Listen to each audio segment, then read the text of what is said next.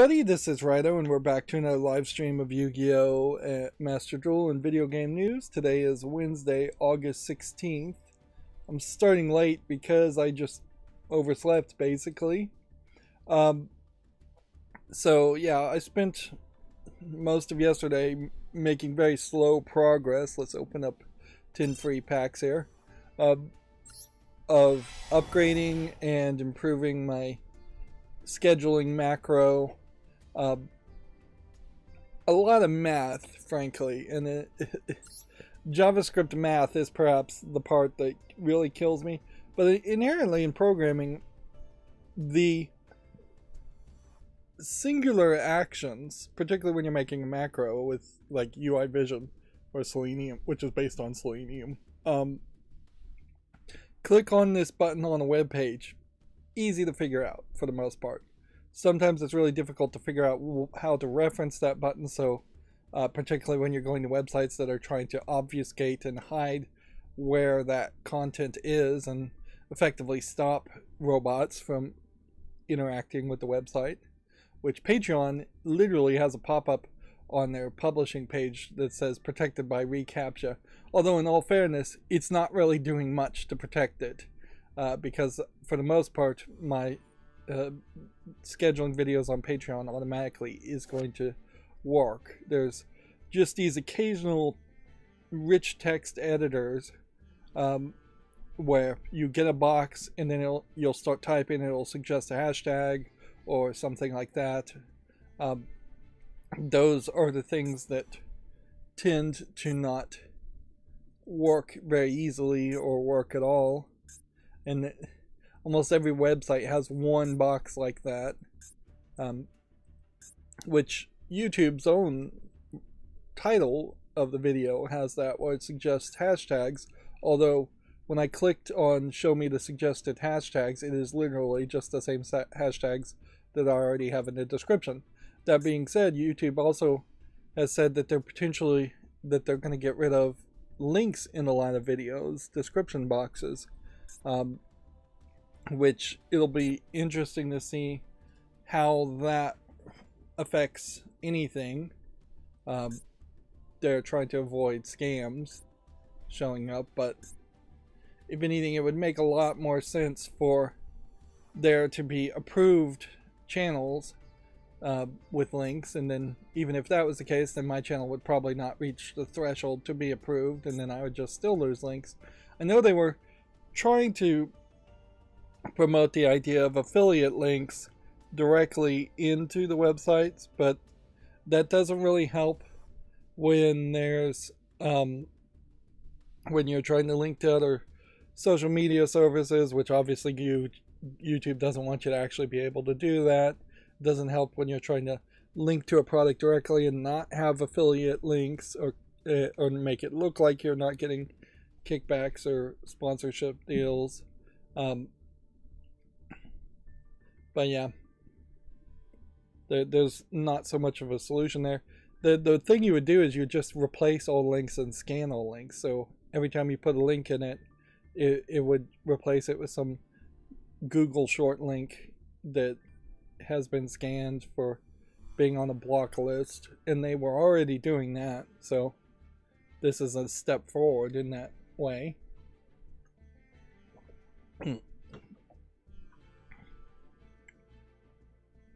But yeah, when you start to get into having to reformat in JavaScript time and deal with dates, because of the several things I was working on yesterday, one of the things is I want to set up rolling slices effectively. We still don't have the dark and light event unlocking today, so we maybe in a few hours this would start, but probably in the stream we'll just get up to diamond if we're lucky. So theoretically I have like a 6 a.m. time slot for YouTube Shorts in particular, and there's a limitation on Facebook and There's even more limitations if you were going to put it on Instagram, of only being able to schedule things 29 days in advance. So, in that, I want to use that as an excuse, basically, to keep YouTube Shorts to 29 days. So, at the 6 o'clock time slot, every single day, a YouTube Short will come out. Once it hits 29 days, it's going to then move to 6:15 and go back to the current day, and then make a second slice of things coming out at 6:15. This means just more YouTube Shorts in general, but it also keeps the relevancy of those YouTube Shorts within 29 days. Right now, there's this increasing problem that YouTube Shorts are going to be talking about games 30 to 90 days out of when they would have come out, which for some games, which I'm highlighting, may not have even been released in that time, but whatever. But that seems like a good excuse. Of course, it's not quite that simple, because it's really trying to fill in like a 6 a.m., maybe an 8 a.m., a 10 a.m., and then skipping to like a 2 p.m., and that causes more math problems, certainly when you start getting into PMs, or needing the math to be actually in 24-hour military time, which some sites want military time, some sites want it to say AM, PM. So there's more math there that you have to just get right. And the lack of real functional programming in UI Vision doesn't make it particularly easy to do it. And obviously I'm not like super trained on UI Vision, and nor is UI Vision really set up in such a way that you could be a great programmer on that aspect.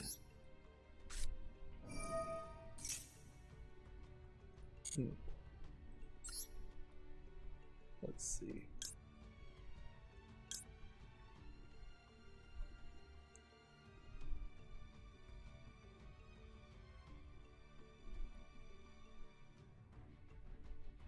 That's the card we want.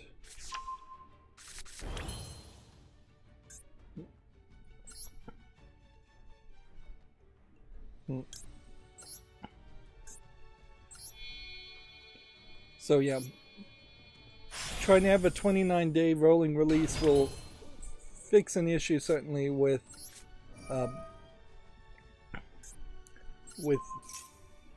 YouTube Shorts going out too far. It still doesn't really touch upon the problem of Facebook posts inherently just not having all of the content.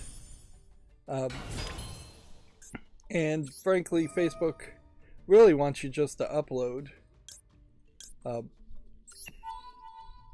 Whoops.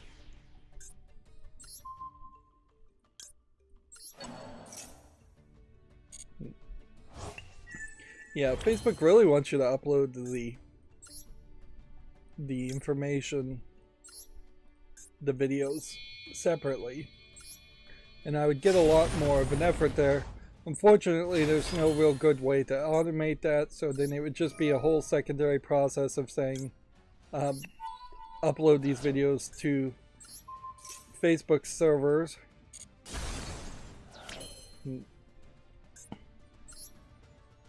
And I'm just not really willing to do that. Plus, then, when you're uploading things to Facebook, you're potentially not directing people back to YouTube, and still the focus is 100% to still get subscribers and views on YouTube, where there is a real path to monetization. I did find out that I actually do have an Odyssey account, which is just one of the many services I've tried and then abandoned. And if I recall correctly, I think Odyssey videos might be on the blockchain, so only some of my videos, maybe not all of them, are on there automatically, which that makes for a weird situation, certainly, where if that needed to be my backup, if my channel had just been deleted forever, that probably would have worked, but it wouldn't have been a great experience by any means if I got partial restores from that. And I'm only really guessing that the videos are actually on the blockchain. They may very well just be direct linked to YouTube, and thus they would have been taken down too. Oh man. And yeah, I woke up late, and so now I'm gonna end up having to go back to the bathroom, which is gonna really just suck overall. Yeah. My hope here is I can win this game because we're playing ranked, and then we'll get the replays going, and I'll pause the video.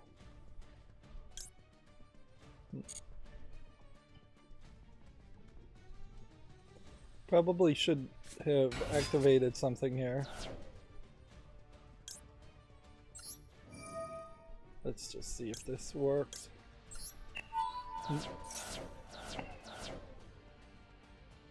But yeah, slow progress has prevented me from actually doing anything else. I really didn't even spend a lot of time watching like TV or streaming services either, so I don't really think I did even bad there. It's just a lot of banging your head against things, running the macro once just to see if it will work, getting all the formatting right, getting everything special there.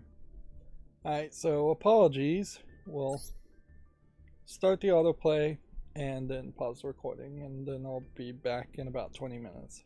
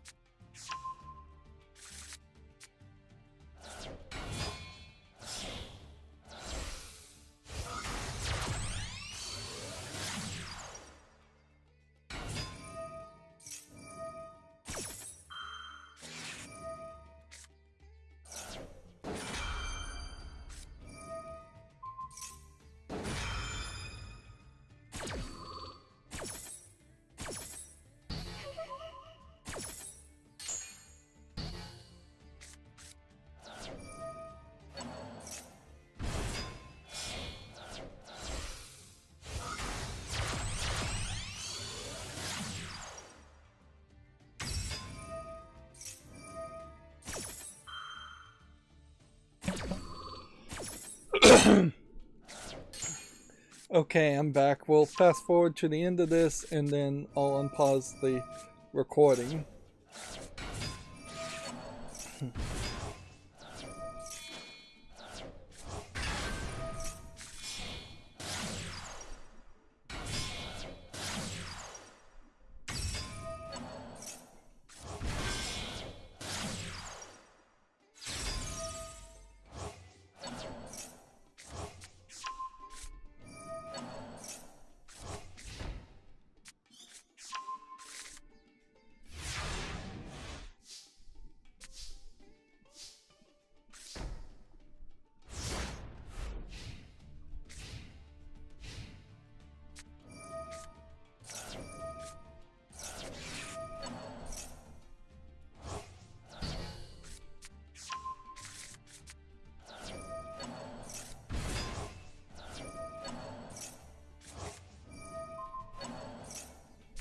Hurry up, game.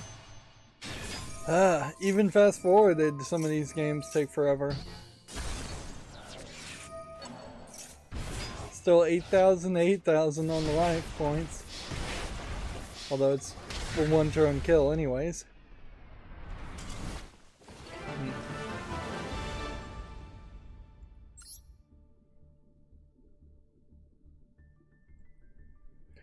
Okay, I'm back. Sorry about that. That does highlight one problem though. While the Duel Live works very well if I set it up and start it, it's a shame there isn't like a quick key to jump into it. For Yu-Gi-Oh! If I am going to stream all my pre-recorded footage, starting with the next game I start making pre-recorded footage on it for Twitch, there's a lot of work there in that you have to swap the interface to Twitch from YouTube, which is not super hard. But then if I need to run to the bathroom because of IBS or just because I'm a normal human being, I really don't have a pause button, nothing like that to keep the stream going. Like, and you can't really just pause the stream either, and that's been within the top 3 reasons why I've never really wanted to do Twitch. That's been in the top 3, if not number 1, for the entirety of the idea of making YouTube content or video content in the first place, is that it just does not work for people who don't want to or don't have the physical capability of sitting in a chair for 4 to 12 hours a day with very few breaks. I did want to point out that the entirety of the World Championship Series is now viewable. If you wanted to see it, I guess the most interesting thing here would be to see the final. But even in the finals, it's obviously a group of, looks to me like 3 people. You have a Josh, Quanti Think, and Emery going against Ray, Carmano, Jesse Cotton. And I would assume that the names on top are all on the same side, same team, and the names on the bottom are all on the same team. So if you did want to watch the finale, or final, you would have to watch each and every single one of these games, which might be somewhat informative, but it probably would just tell you that they have really good cards. I doubt that is the path and the avenue towards learning how to build a better deck. What is played at the tournament level probably needs to be filtered through the minds of smarter deck builders to end up as deck lists on the internet, and then following the deck lists would probably help you better. And then also, there is something about the deck lists on the internet potentially having more feedback than a single even World Championship game, which could have been a fluke and somebody could have gotten lucky. And statistically, there might be better decks than what gets played. Plus, I would have to assume that a lot of the decks played at the World Championship level might be counter decks to decks that they assume their opponents will play. So there might be a lot more anti-tier limits decks played at the master level with the assumption that they would play tier limits.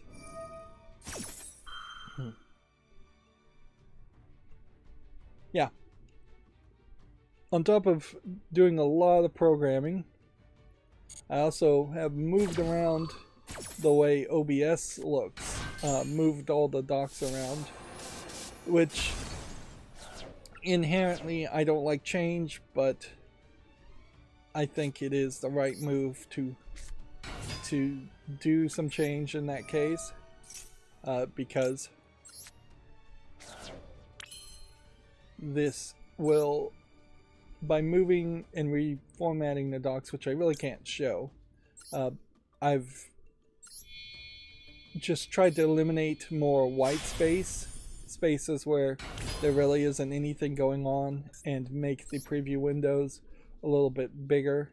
Now, inherently, what this has done is made it where there were two horizontal rows originally in my setup, and the preview window and the live window was taking up a significant part of the top horizontal row. I've now turned it into 3 vertical columns, which puts the preview window at the bottom, which I'm not sure I really love that, but I can't change it. It makes the buffer in between the preview and the live video larger than I would really like. It's wasting space that way. But it does allow for more verticality for the audio mix feed, which is not really that important, but a lot more verticality on the third column on the right, for the chat to be integrated into OBS, whereas before I was opening a pop-up Firefox window with the chat, which, yeah, that was adding a minute or two every time I started the stream with more setup. Let's see. See how far we can get with all of this in one turn. But it did, by doing that, require me to move buttons around, and now instead of in the lower right being where you click to start a stream, it's now in the lower left. I am somewhat disappointed in Advanced Scene Switcher's lack of integration with the streaming plugins, and inherently I think if OBS was a bigger project, you would think streaming settings would be more inside the standard settings instead of them being kind of built into their own plugins. So some very basic things that you would expect you'd be able to do are missing from both the Twitch plugins and the YouTube plugins. And if I switch between YouTube and Twitch, I really need to make entirely different profiles. Otherwise, it is just going to be annoying, which is probably what I should have been doing the whole time instead of having different scenes. I assume profiles have different settings that are saved.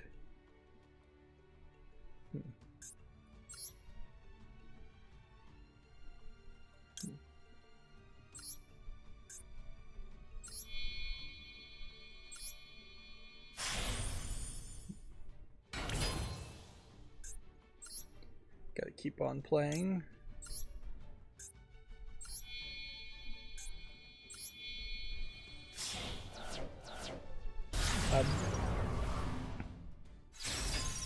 But yeah, I really would like Advanced Scene Switcher to be able to change the stream names based on the file names. I'd also like to be able to change the file names on my Yu-Gi-Oh streams to be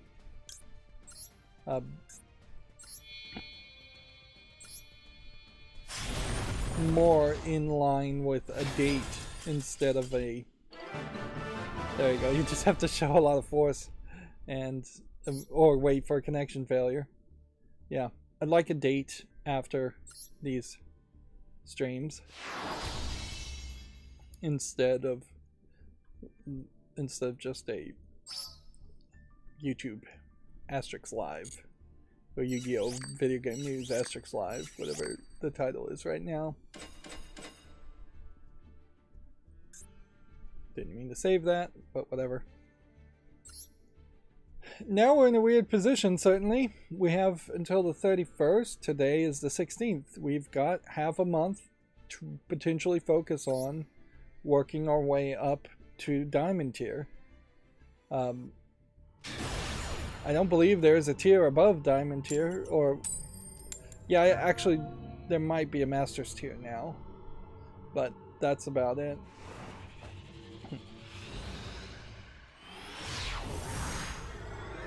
But yeah, because Advanced Scene Switcher doesn't have access to the stream settings, it would be difficult to press a button and switch one stream off and start another stream and have episodes that way. And then that inherently creates a split that I don't really want to have, where there's entire sessions that might be 4 or 5 episodes that are saved in that way on Twitch.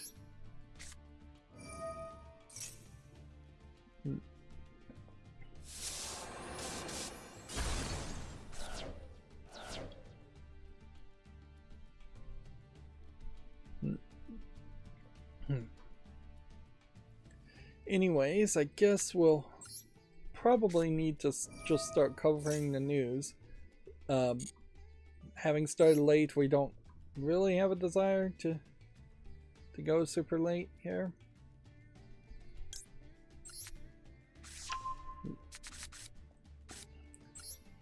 And yeah, I'm definitely not feeling particularly awake and energetic at the moment too, so I'm having a lot of calm pauses, which honestly that's probably fine. I assume because I often feel like I'm talking fast and thinking fast, and I watch a lot of YouTube at like 2 speed, that it'll pause us a lot longer than it probably is in a lot of cases. And taking a small breath is probably better than just going and ah. No, it definitely is better than going and ah.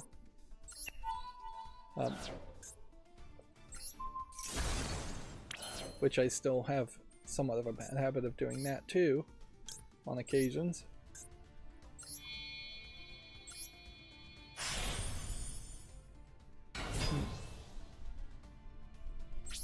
Let's go ahead and attack.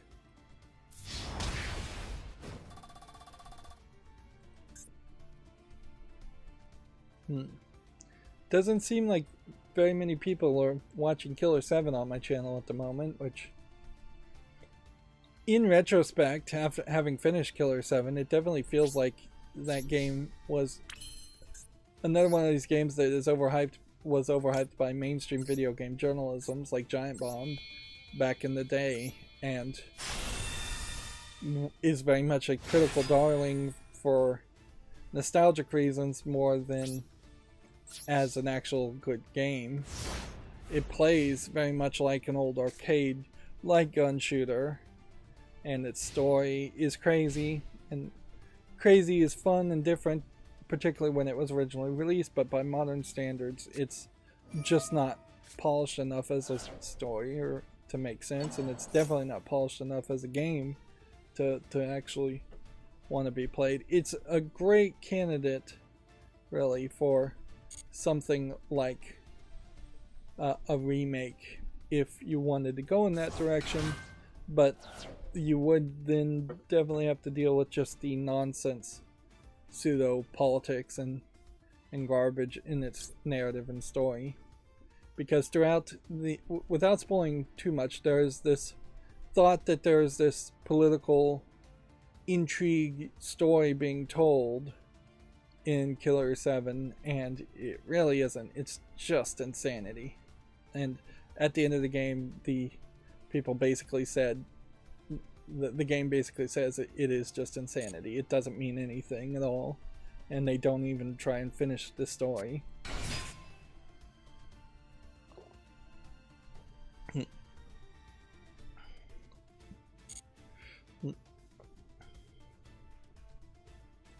And arguably, maybe I shouldn't have my channel just airing one pre-recorded series. With the Facebook 29 days concept, though, I really cannot abide that idea either of not having things scheduled further ahead. Because I'm really still not finding a workflow where I could guarantee that once every 29 days I would have shows ready to go.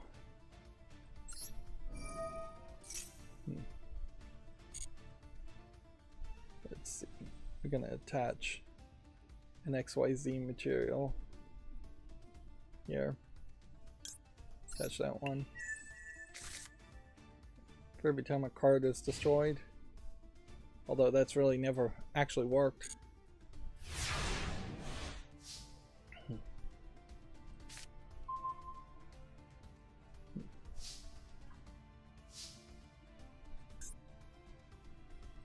Let's summon this, eliminating the possibility of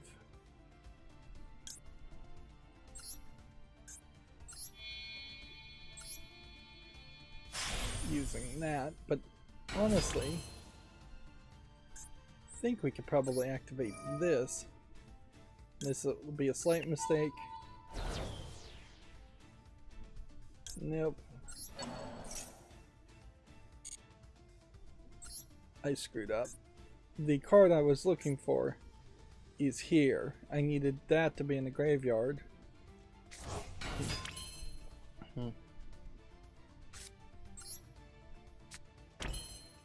Before I could have brought it back with that card. So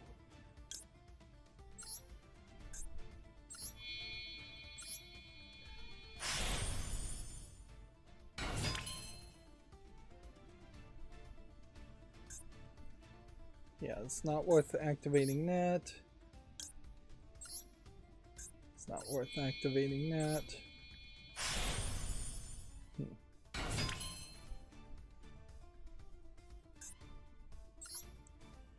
Can activate this.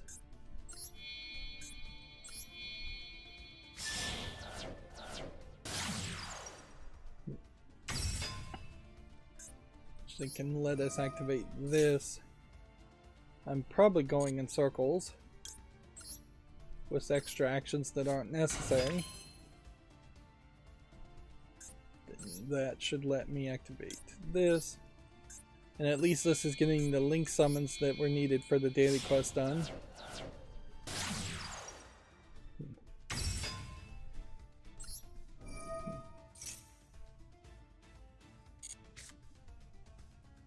We'll get rid of that.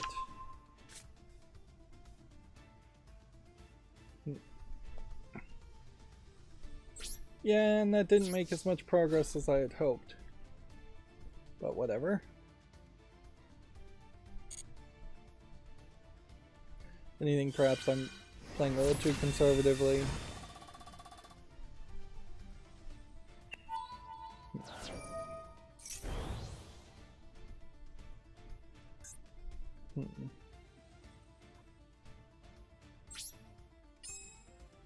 Just end the turn there, I guess. I guess that's all I can do. I just should have done the basic obvious thing and destroyed all cards on the field.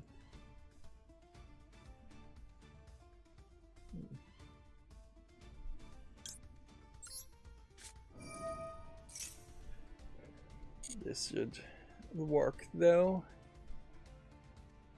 Just go ahead and select that one, that one, that one, and that one. Would be really nice if you could have a button here that would just say all face up defense mode or all face up attack mode.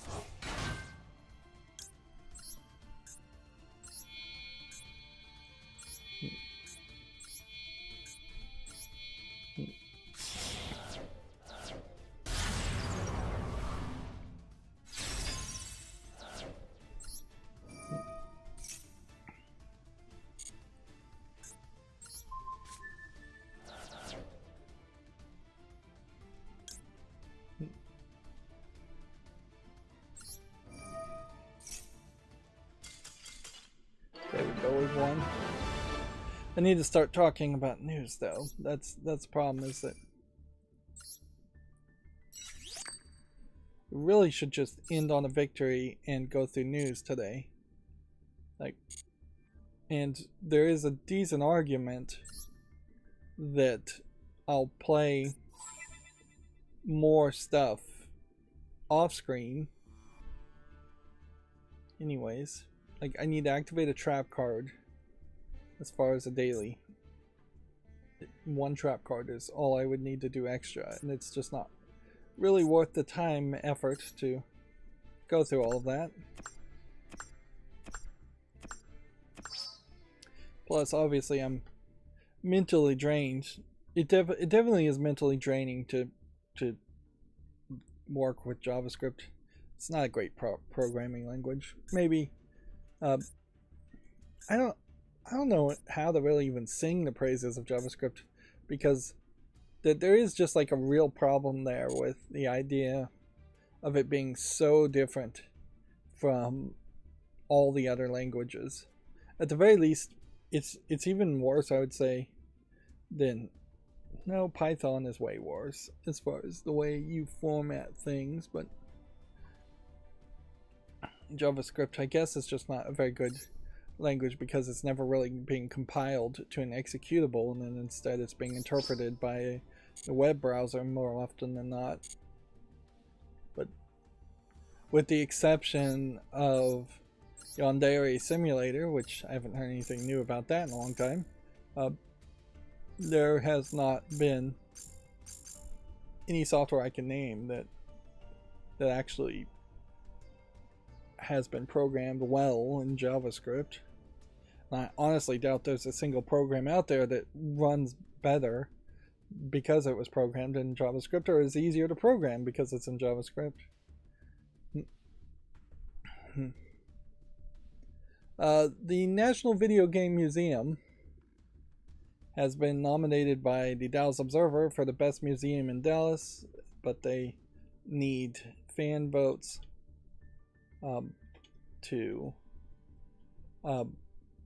win that honor.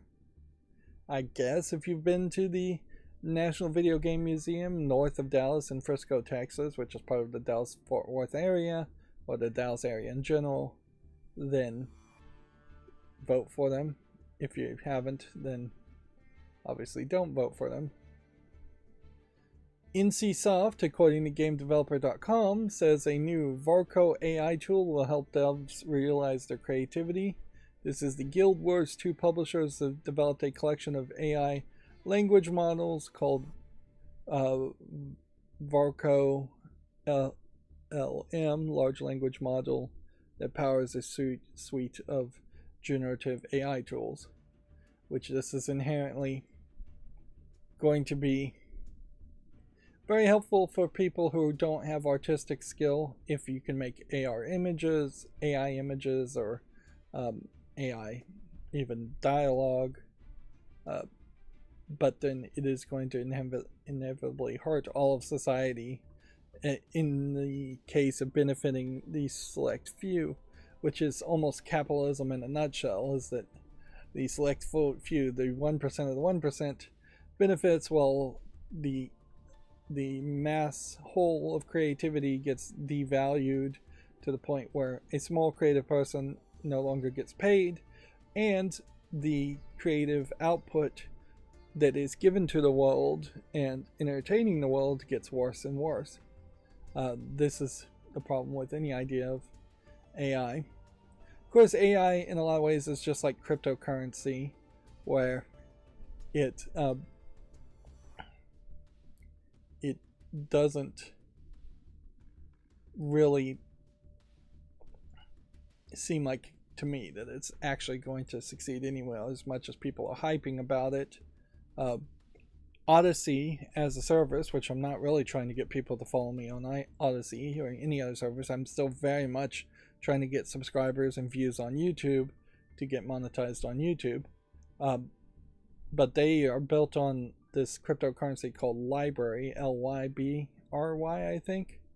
And it's not worth anything. Even in its heyday, the amount I've earned for probably 3 to 6 years of having my videos automatically be posted to Odyssey seems like it might be $1 right now at most. If I was trying to cash it out, maybe at its peak I would have made $100, maybe $200 for 6 years worth of work.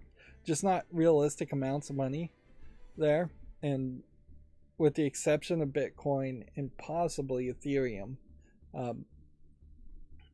every other cryptocurrency has very quickly devolved into being almost worthless. And there was a cryptocurrency as far as the idea of having hard drives, and the more hard drive space you gave to the blockchain, the bigger, the more cryptocurrency you would earn. And the idea there is that you would get people who would be willing to build giant server farms to host not particularly just blockchain data, but useful data. And particularly for something like Odyssey, if you were convincing people to have giant hard drive server farms that had backups of my videos and other people's videos, that there might be a larger path forward there to backing up the internet and taking the internet from being in the hands of Amazon.com and maybe Google running their own servers into the hands of more individual people having backups of the internet. There was a story recently, just a couple days ago, about CNET deleting a bunch of their old content in an effort to improve their search engine optimization, which CNET really can't do much to improve their SEO and really shouldn't be focusing on SEO. And YouTube came out, Google came out specifically and said that's not a thing. If you delete a bunch of old garbage content, that might slightly improve your ranking on Google, but you just straight up deleting old articles, reviewing old TVs, is just hurting the internet and hurting the history of your website. Which arguably I would say CNET's best content probably is from years ago, in that they would be reviewing old hardware and old computers and things like that, and you might want to research that old hardware and those old computers, whereas reviews these days for new content, new hardware, probably not coming from CNET.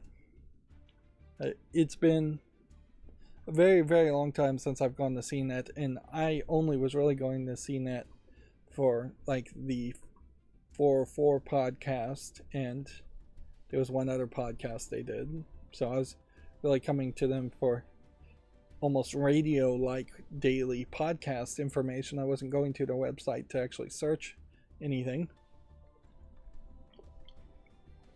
And I could say, well, hardware reviews today might be better suited to YouTubers like Linus Tech Tips, except for there is a huge controversy that seems to only be getting worse and worse for Linus Tech Tips. Inherently, I'm not paying much attention to it, so I really don't have too much to say there. We'll see what happens. On one hand, I would say the idea of Linus Tech Tips having their own service with their own videos and trying not to be 100% reliant on YouTube is an intriguing idea, and them being somewhat open to letting other people use Floatplane as a service is an intriguing idea, but Floatplane really is still just yet another service that isn't really open to everybody, and that's kind of the problem with that idea. And then big successful YouTubers who were big successful YouTubers by being YouTubers is, I don't inherently want to see them fail. I don't want to see the likes of Linus or PewDiePie. PewDiePie had his kid and put out a video of it. I hope he actually lied about what his name is, but it's probably a pretty generic Swedish name anyways. And I hope he doesn't turn into one of those YouTubers who's just going to start using his kids for views. But if we see the likes of PewDiePie fall, if we see Linus Tech Tips fall, if we see Anthony Fantano, which is a story about him too, fall, that only is going to leave this gap on the top of YouTube where you see more and more corporations succeed, and YouTube will be a worse place if all of a sudden it's Sony Music that is even more influential, even more popular on YouTube compared to individuals who are actually trying to do something special on YouTube. Somebody linked this idea here. It's learn game writing in 5 minutes, writing interactive academy, the basics of Twine and ink. So I guess Twinery is some kind of application, or Twine is an application. Create a passage, create choices. Here's where it gets tricky. Let's see. When you create a new Twine project, you already have a passage. In your passage, you write insert choice here. Queen was... So this is a writing software specifically for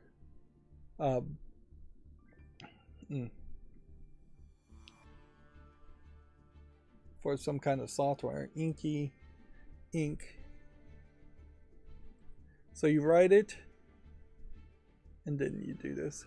Now, inherently, I'm not a fan of text-based games, and this really feels like a very simplistic text-based game that they're linking to. I would say Twine probably looks to me like it is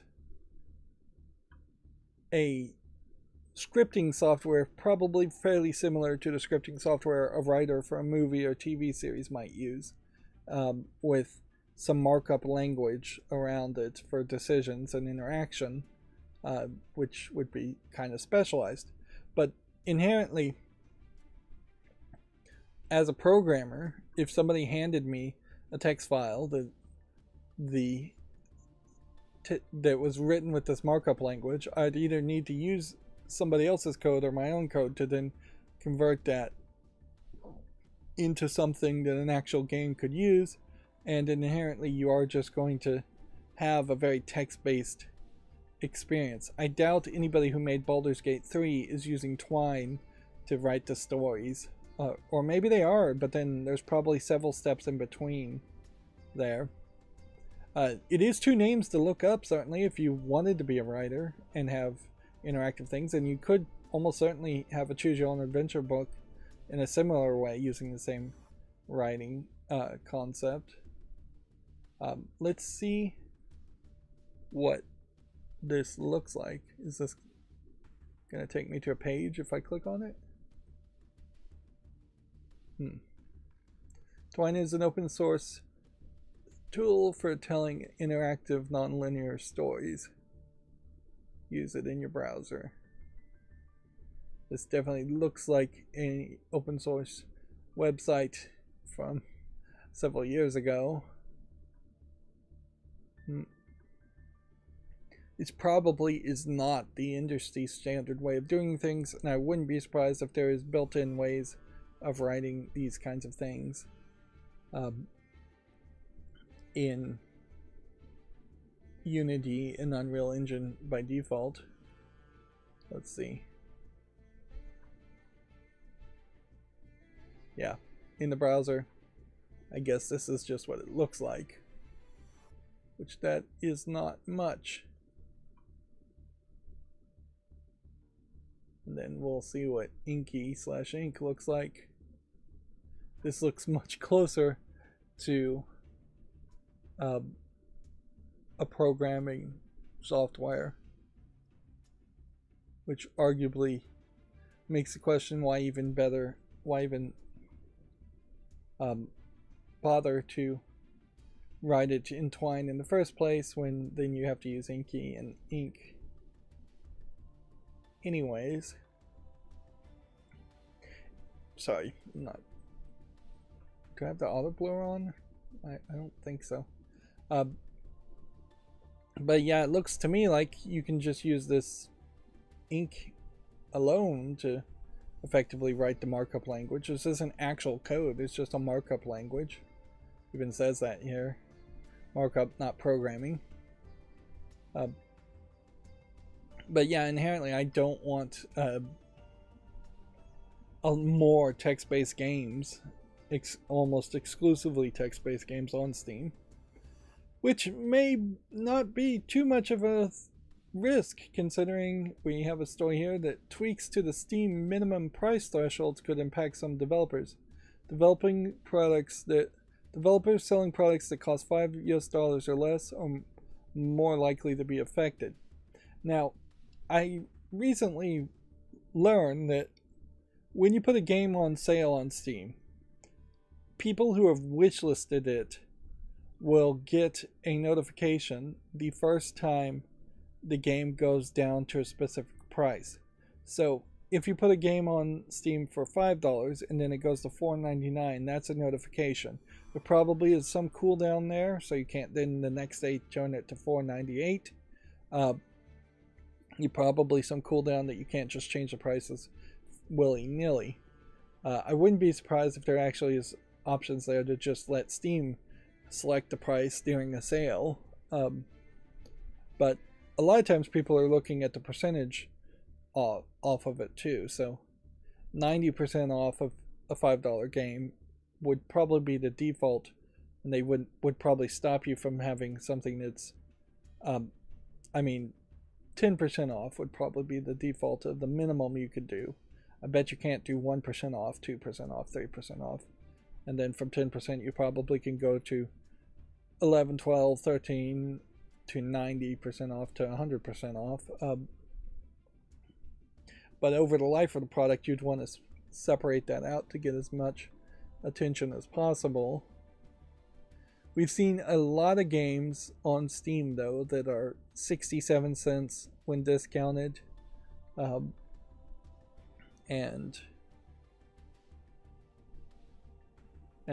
really cheap garbage games. So if this was what is being implied here, that everything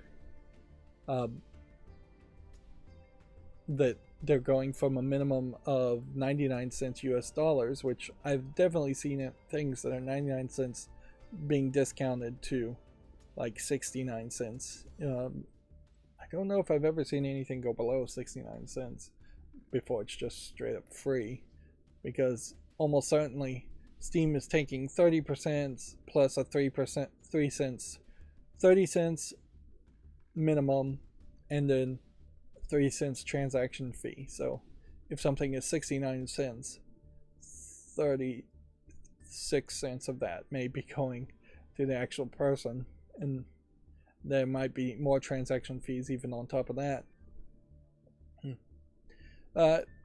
What this actually says is that the minimum allowed price in some non-US dollars currencies are going to align with the current recommended currency conversions they released in October of 2022. Although the storefront's $9.99 minimum remains unchanged, they've updated the minimum in other countries in line with that price point. As a result, some games and DLCs using older, lower pricing in regions may be hidden from purchase in certain countries or be prevented from offering deep discounts. This probably won't affect very many games that people actually play, and will mostly affect just like garbage games, which even at that, it probably won't be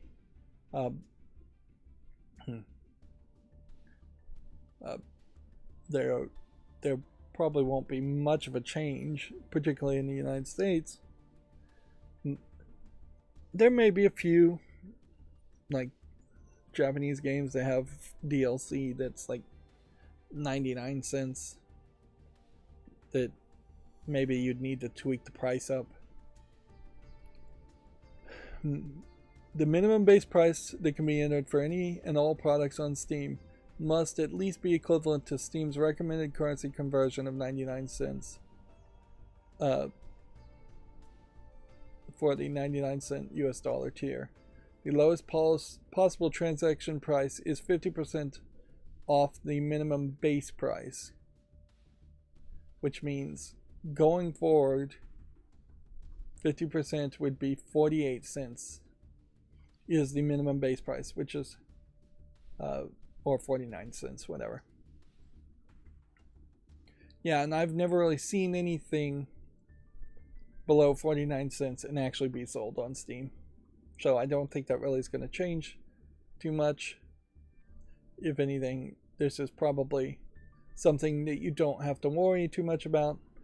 Although weirdly, it probably is just, you know, making it easier for Steam to run their business in foreign countries and run their accounting. I bet this affects maybe one accountant at Valve who has to do a bunch of transactions for really, really cheap games and reduces his workload by maybe 10 to 20% a month. And that's about it. There won't be any legitimate game that has any real problem there. There doesn't seem to be, not read this whole thing, anything that really stops people from relisting their DLC and saying, alright, it'll be at a higher price. There's almost certainly no DLC out there that was worth getting at 30 cents that isn't also worth getting at 49 cents on a discount. If anything, I imagine there will just be a bunch of developers that use this as an excuse to raise the price. Epic Games has added a free cross-play overlay tool for consoles for developers whose multiplayer games span multiple systems and at no cost. So basically this, I guess, would be like a attempt at the Steam overlay, having things like chat and other options, achievements, things like that. Let's see if we can actually see what the overlay looks like. Figure out what it actually is offering. So this would be an overlay tool for Xbox, Switch, and PlayStation.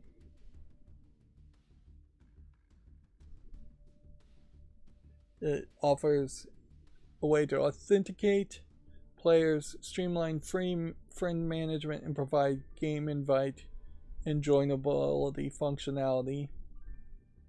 So it's not achievements yet. It doesn't seem like it's a chat yet.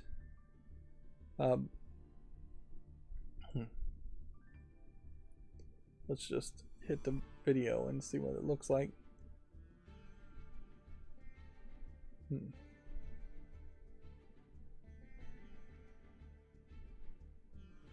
addressing, I guess, the question, does the game have crossplay? More than anything. And this is an interesting animation style. Is this what we should expect as far as announcements for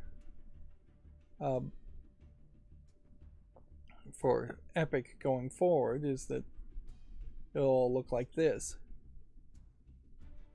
It all feels very nebulous right now. They're not showing what the interface actually is going to look like, which that's what I would want to see here, is what does the interface actually look like.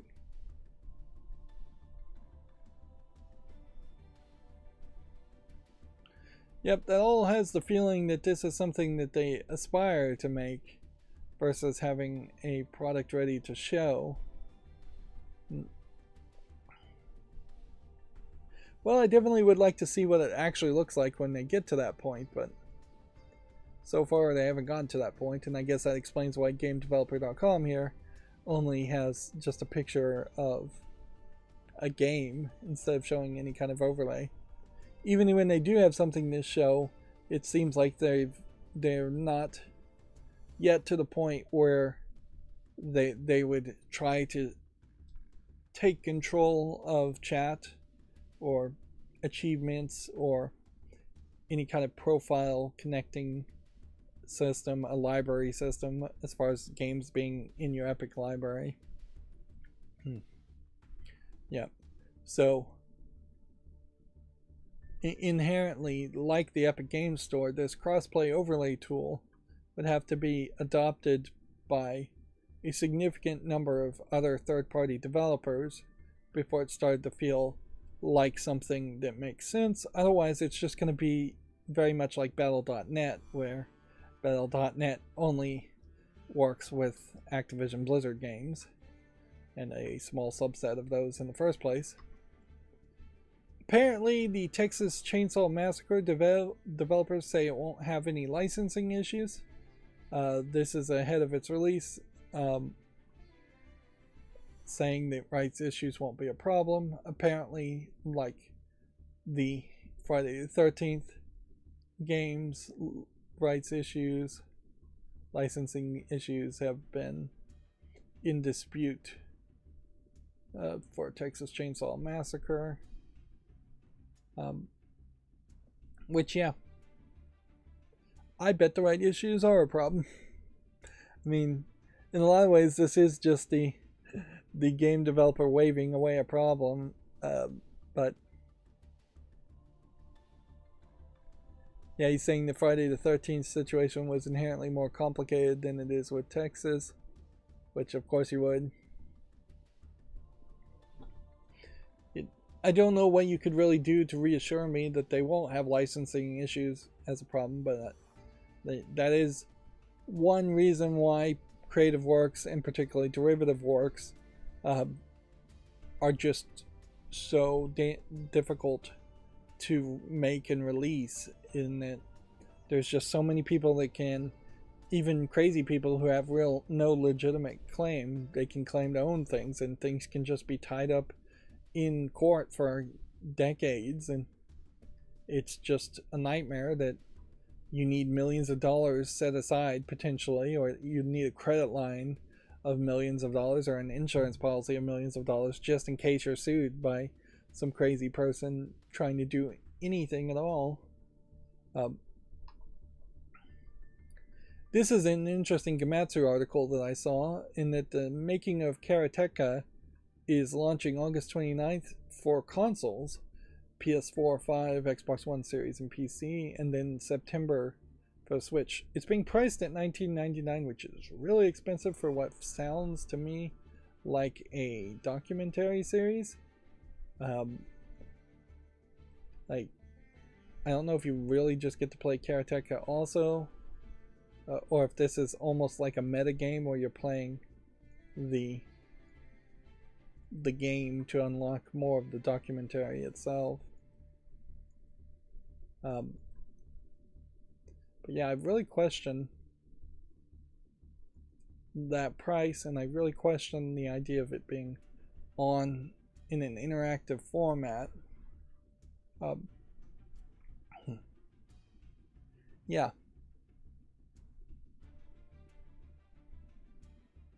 You get the original game of Karateka, and then you get Karateka Remastered, which I think is already on Steam. And then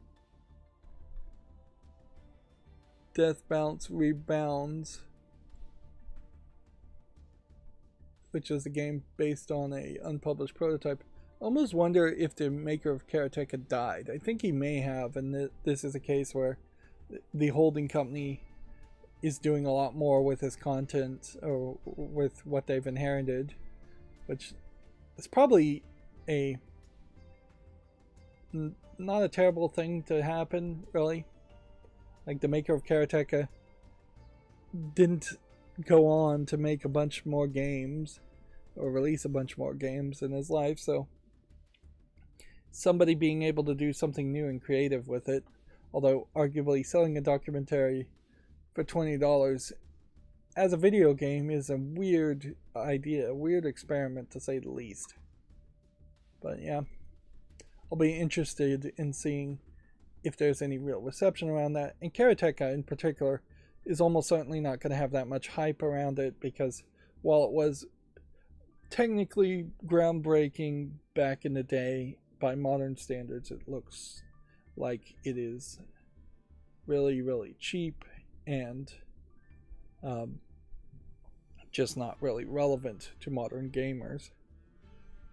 It's an easily forgotten point to make that the maker of Karateka went on to make the original Prince of Persia game, and yet the Prince of Persia license, which is far more valuable, is still in the hands of Ubisoft, and we have that announcement for the new Prince of Persia game with the dark-skinned character in the trailer with the rap music playing behind it,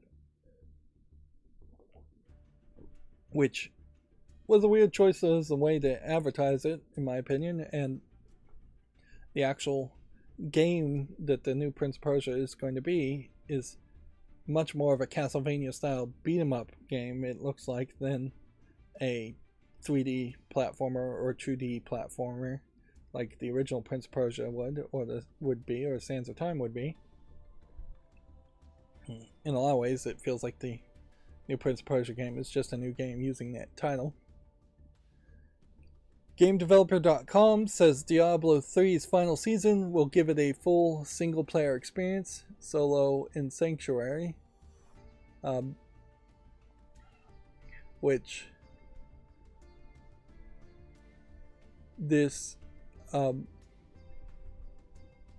will weirdly be a way in which I guess they abandon any of the online elements on Diablo 3 in favor of focusing on Diablo 4, and finally make an argument to somebody who only wanted to play Diablo in a solo mode that there might be an actual way to play Diablo 3 in solo mode.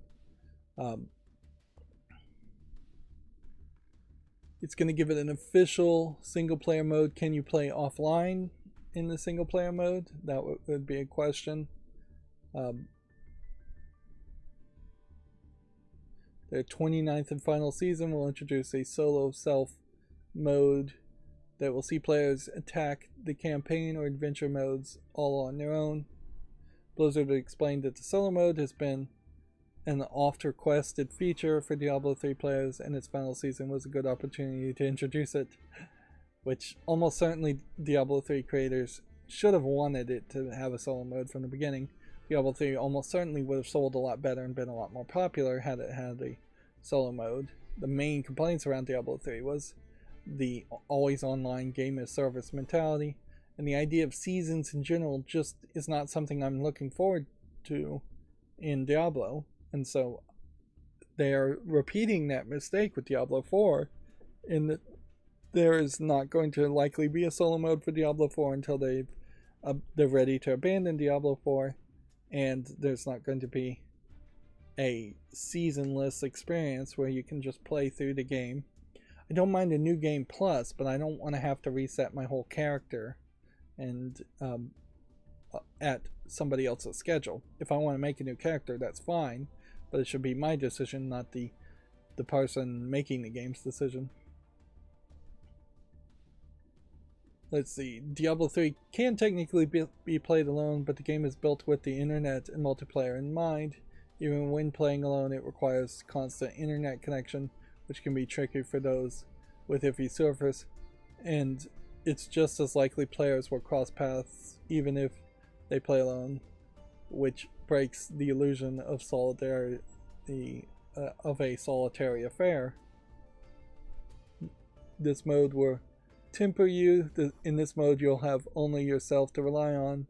You will be unable to start this mode while in a party or access multiplayer aspects. It added that Solar Self is available in the public test period of patch 2.7.6.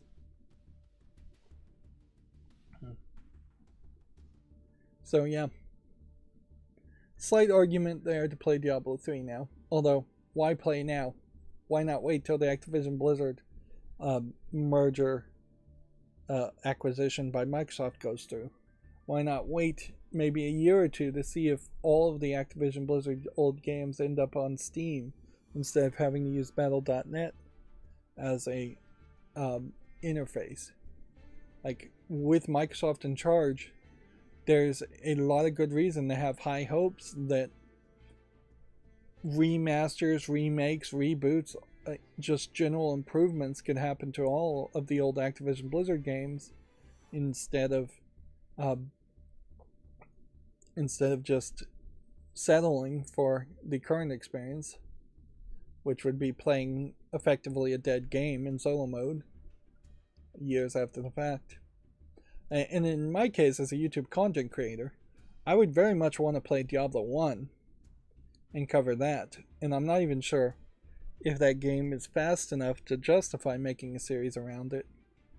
It would be a game that would work a lot better if I was streaming it to Twitch and making an excuse there to play a lot of the game and get more streaming hours that way. But yeah, I'd want to play Diablo 1 all the way through. Then I'd want to play Diablo 3. So it probably would be at least 3 years if I started playing Diablo 1 right now, which I really don't want to do that if I don't own it on Steam.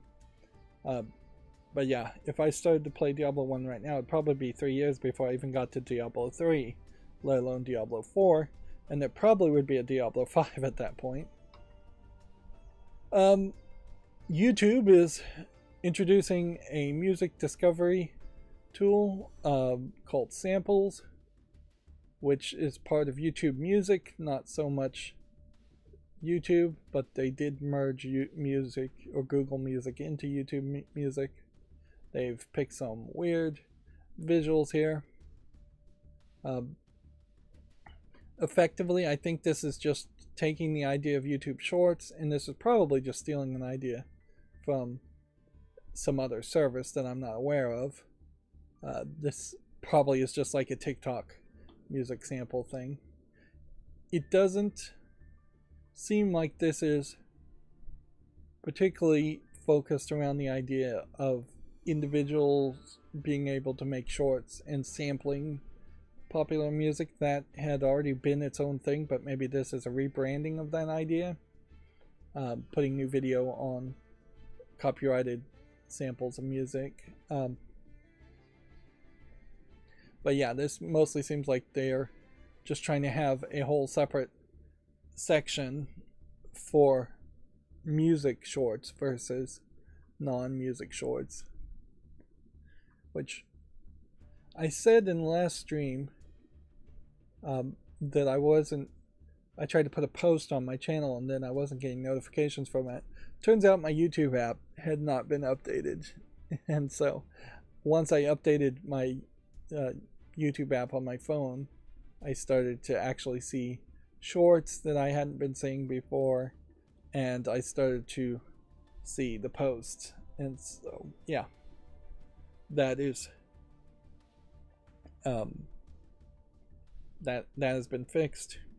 Obviously I need to keep my app more updated on that, so by default the YouTube app on Android automatically updates, but I have that disabled.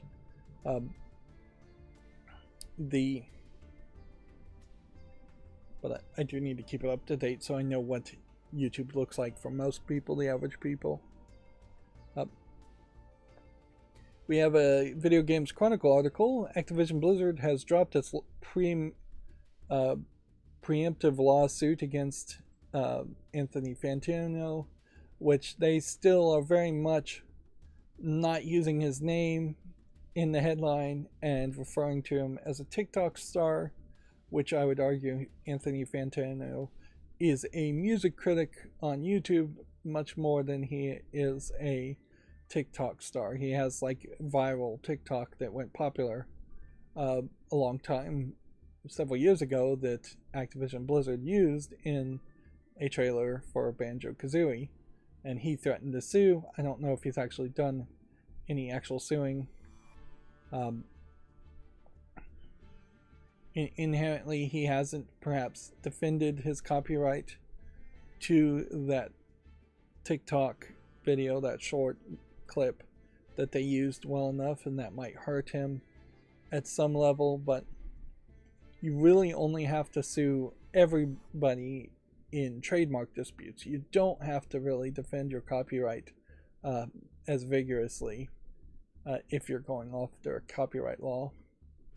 And I definitely could see some of his way of thinking, saying, hey, if small TikTokers are reusing my videos or using it as a meme, that's one thing. But when I see myself or hear my voice showing up in a national campaign by a major corporation, maybe that's something I don't feel like I should happen.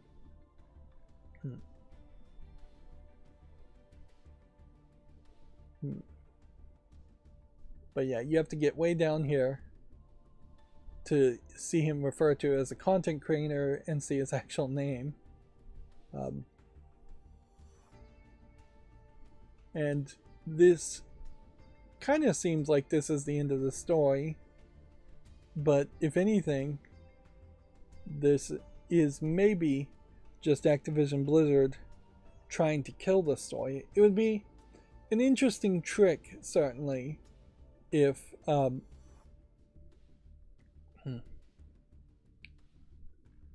if they were filing a lawsuit against a person just so that they could drop the lawsuit, just so that hopefully makes the second narrative and the second story feel like it is the end of the story. Here they say Fantano has yet to comment on the issue, and it's unclear whether Fantano's suit is still ongoing. Inherently, this should say Video Games Chronicle has reached out to Fantano for comment, and as of this publishing has yet to receive a response. Whereas the way this is phrased, it's just highlighting the Video Games Chronicle didn't even bother to try and email the guy or contact him. They're only interested in re-reporting what Axios said instead of doing any investigative journalism themselves, which could easily have been done. You could have sent out an email and then looked like you are an active investigator in the story instead of just this second tier, second source of news, lazy journalist. It is interesting that they're being they have dismissed everything with prejudice, which would imply that Activision Blizzard has come to some agreement with Fantano. Otherwise, they've really screwed themselves up by doing it with prejudice. You could have certainly dismissed it without prejudice.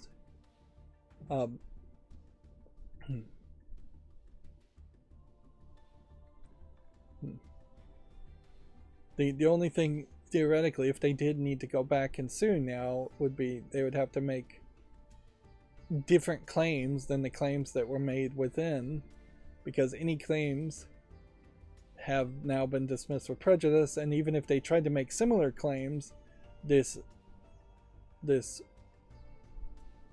dismissal of their own action, dropping the lawsuit, definitely would be used against them. And inherently, before they sued him, they really should have just said, you know what, we apologize and we'll pay you for this. It would have almost certainly been more worth it to pay. Or frankly, it would have been much more worth it to negotiate a price before you used it in the video in the first place. There was talk that he wanted a six-figure sum, $100,000 to $900,000 would be the range there. Maybe that is a little bit large to get $100,000 for your audio clip being in a trailer, but I mean, you're certainly within your rights to ask for any price you want, and if they don't pay it, they aren't in the rights to steal your content. And surprisingly, it seems like he has gotten other people to pay six-figure sums of some amount for using that clip, which is shocking. But if anything, if that's true, that's a good example of at least a few people getting really lucky and actually profiting off of content they made, whereas the vast majority of people who make content don't get paid anything at all. There is also always an argument that art has very little value or should be worthless, but in a capitalist society, artists need to eat and they need to be paid for their work until we can find a better system, whether that's a patron system that actually makes sense, or a grant system, or universal basic income for everybody, so artists can just create based on their own desire to create without having to think about selling their creations. Xbox has rolled out a strike enforcement policy for offensive player conduct. It's, from what I heard, it's a fairly weird policy that I'm not sure really makes the most sense. It's 8 strikes and you're out, and your account gets deleted.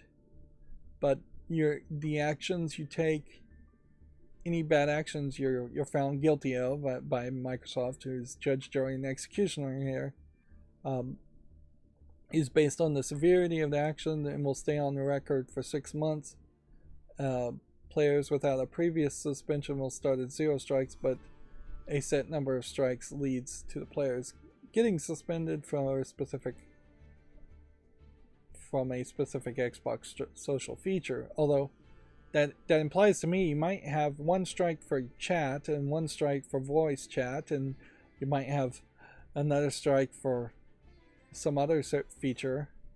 How many social features Xbox even has, I don't know. 2 strikes is a 1-day suspension for the platform, and inherently I don't like this system because this feels like there's no limit on the severity. So if you put 1 hateful tirade in voice chat or in text chat, that could immediately be an 8 strike suspension, and I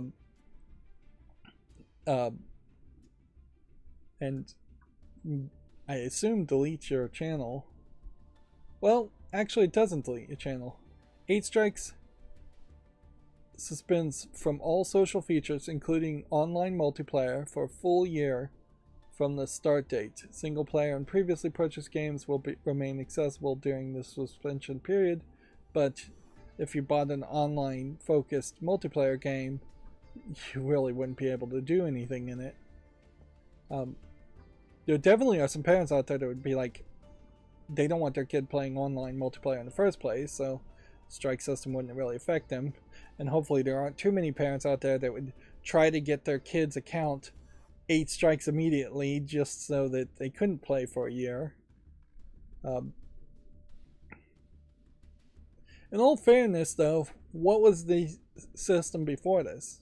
I don't think they had a written system or an explanation, and a rule system in the light of the sun is way better than a rule system hidden in the shadows that is not being really enforced. There probably was an enforcement system similar to this, probably very similar to this, in the training manuals of people who ran the ran Xbox social services, and so when something got flagged, they would look at it and apply some system similar to this. They're now just putting the system out in public and explaining it, and it's not the craziest system.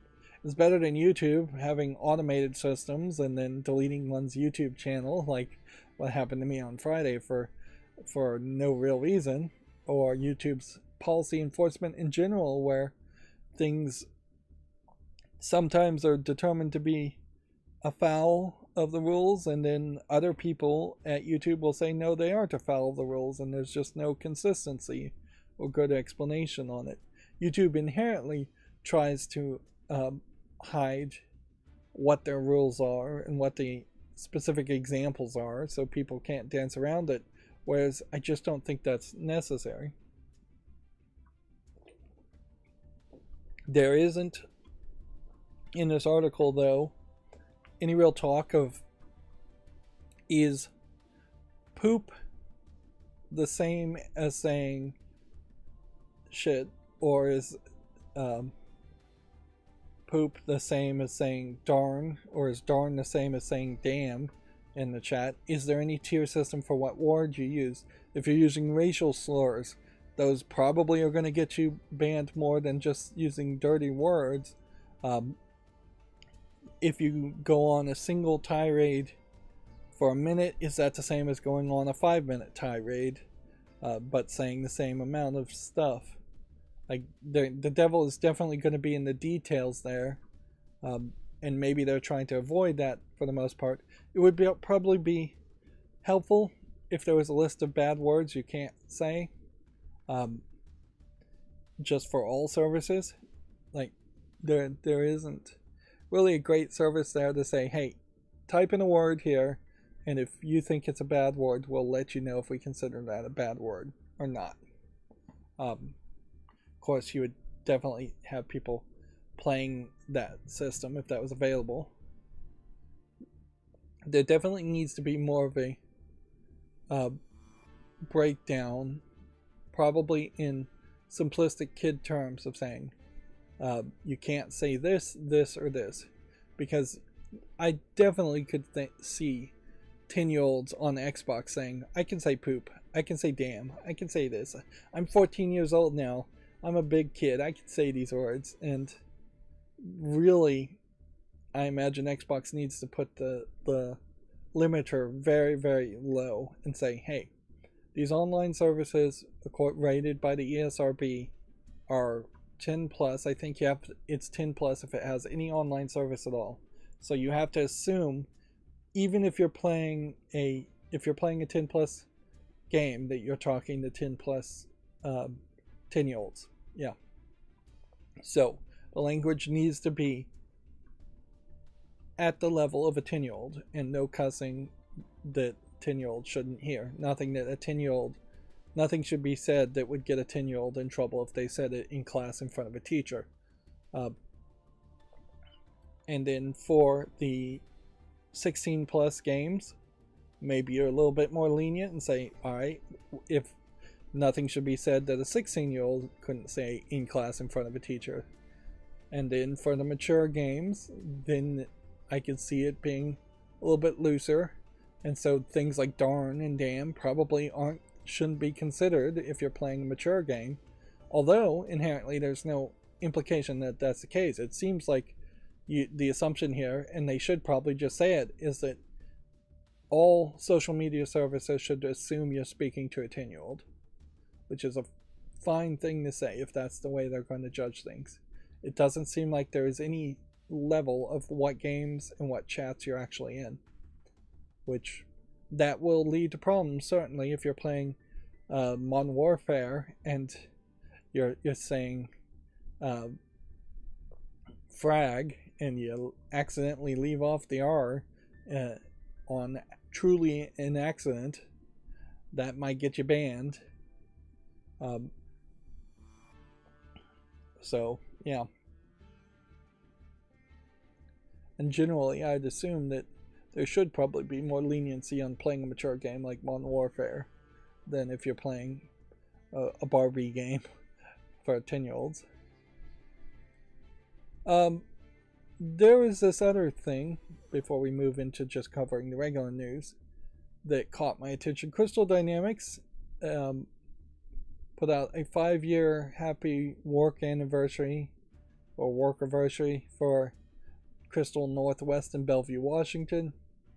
And yeah, that's fine, certainly, to celebrate all of that, but I would swear they have stolen one of the images from Babylon 5 to get to this 5.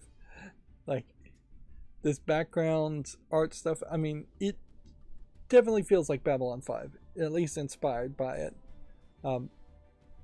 Obviously, the years over top and Happy Workiversary over top would be added, but notice that there is a drop shadow on this 5, making it more 3D, whereas on the Happy Workiversary there really isn't a drop shadow and it is just a flat 2D image. There is perhaps a little bit of drop shadow on the years. Now, in all fairness, you could start with a Starfield pattern that you could find online, and then you could have a center origin point and rays of light, and you could make this all from scratch. But I question whether that really is the case. And then, why are they all blue? Let's ask that question too. Why are all the images blue? Doesn't make a lot of sense. But yeah, beware of accidentally plagiarizing or coming too close to the point where you'd be threatened with plagiarism accusations, even in doing small work that might end up on Twitter. Did I mention I got the Discord working again? The monitor RSS bot had broken on my RSS feed. So for the 1 or 2 people that are following, that are on my Discord, you will get notifications and posts again. Which is not to say that I'm even linking towards my Discord or promoting it in any way. I don't see a real reason to use Discord. At the moment, I need a bigger fandom. I need more people willing to chat, and I need a reason why people would go to my Discord to chat about things versus going to any other Discord to chat things. I have never really found a great argument to use Discord. It is not a replacement for public social media services like Twitter, or even the more complicated federated services like Mastodon, which I haven't put any energy into that. Not a lot on sale today on Steam, obviously. Let's go through the Video Games Chronicle articles. The Naoki Yoshida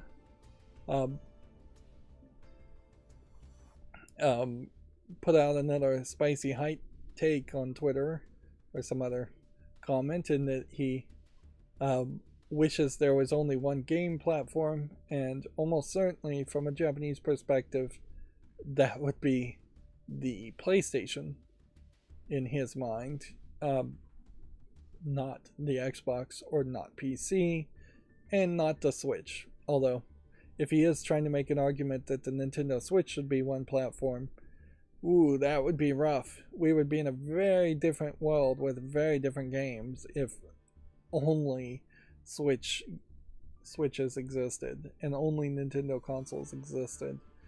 Games would look very cartoony by default and run very poorly. These are the kinds of things that a producer should be better at not saying.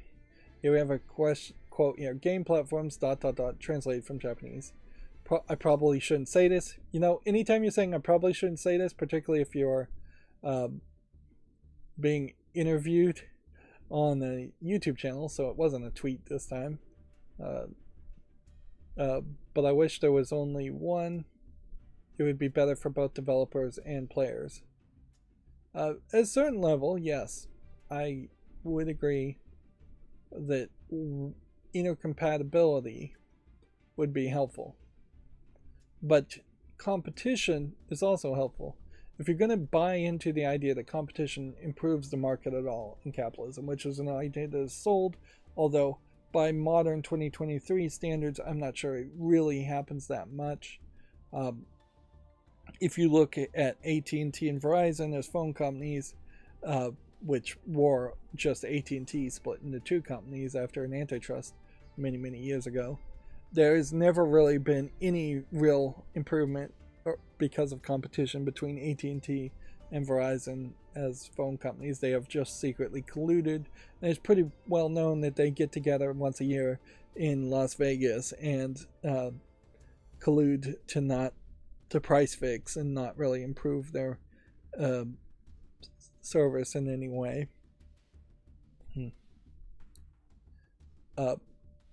There is more competition certainly between Xbox and PlayStation as far as making different hardwares, pushing different technologies.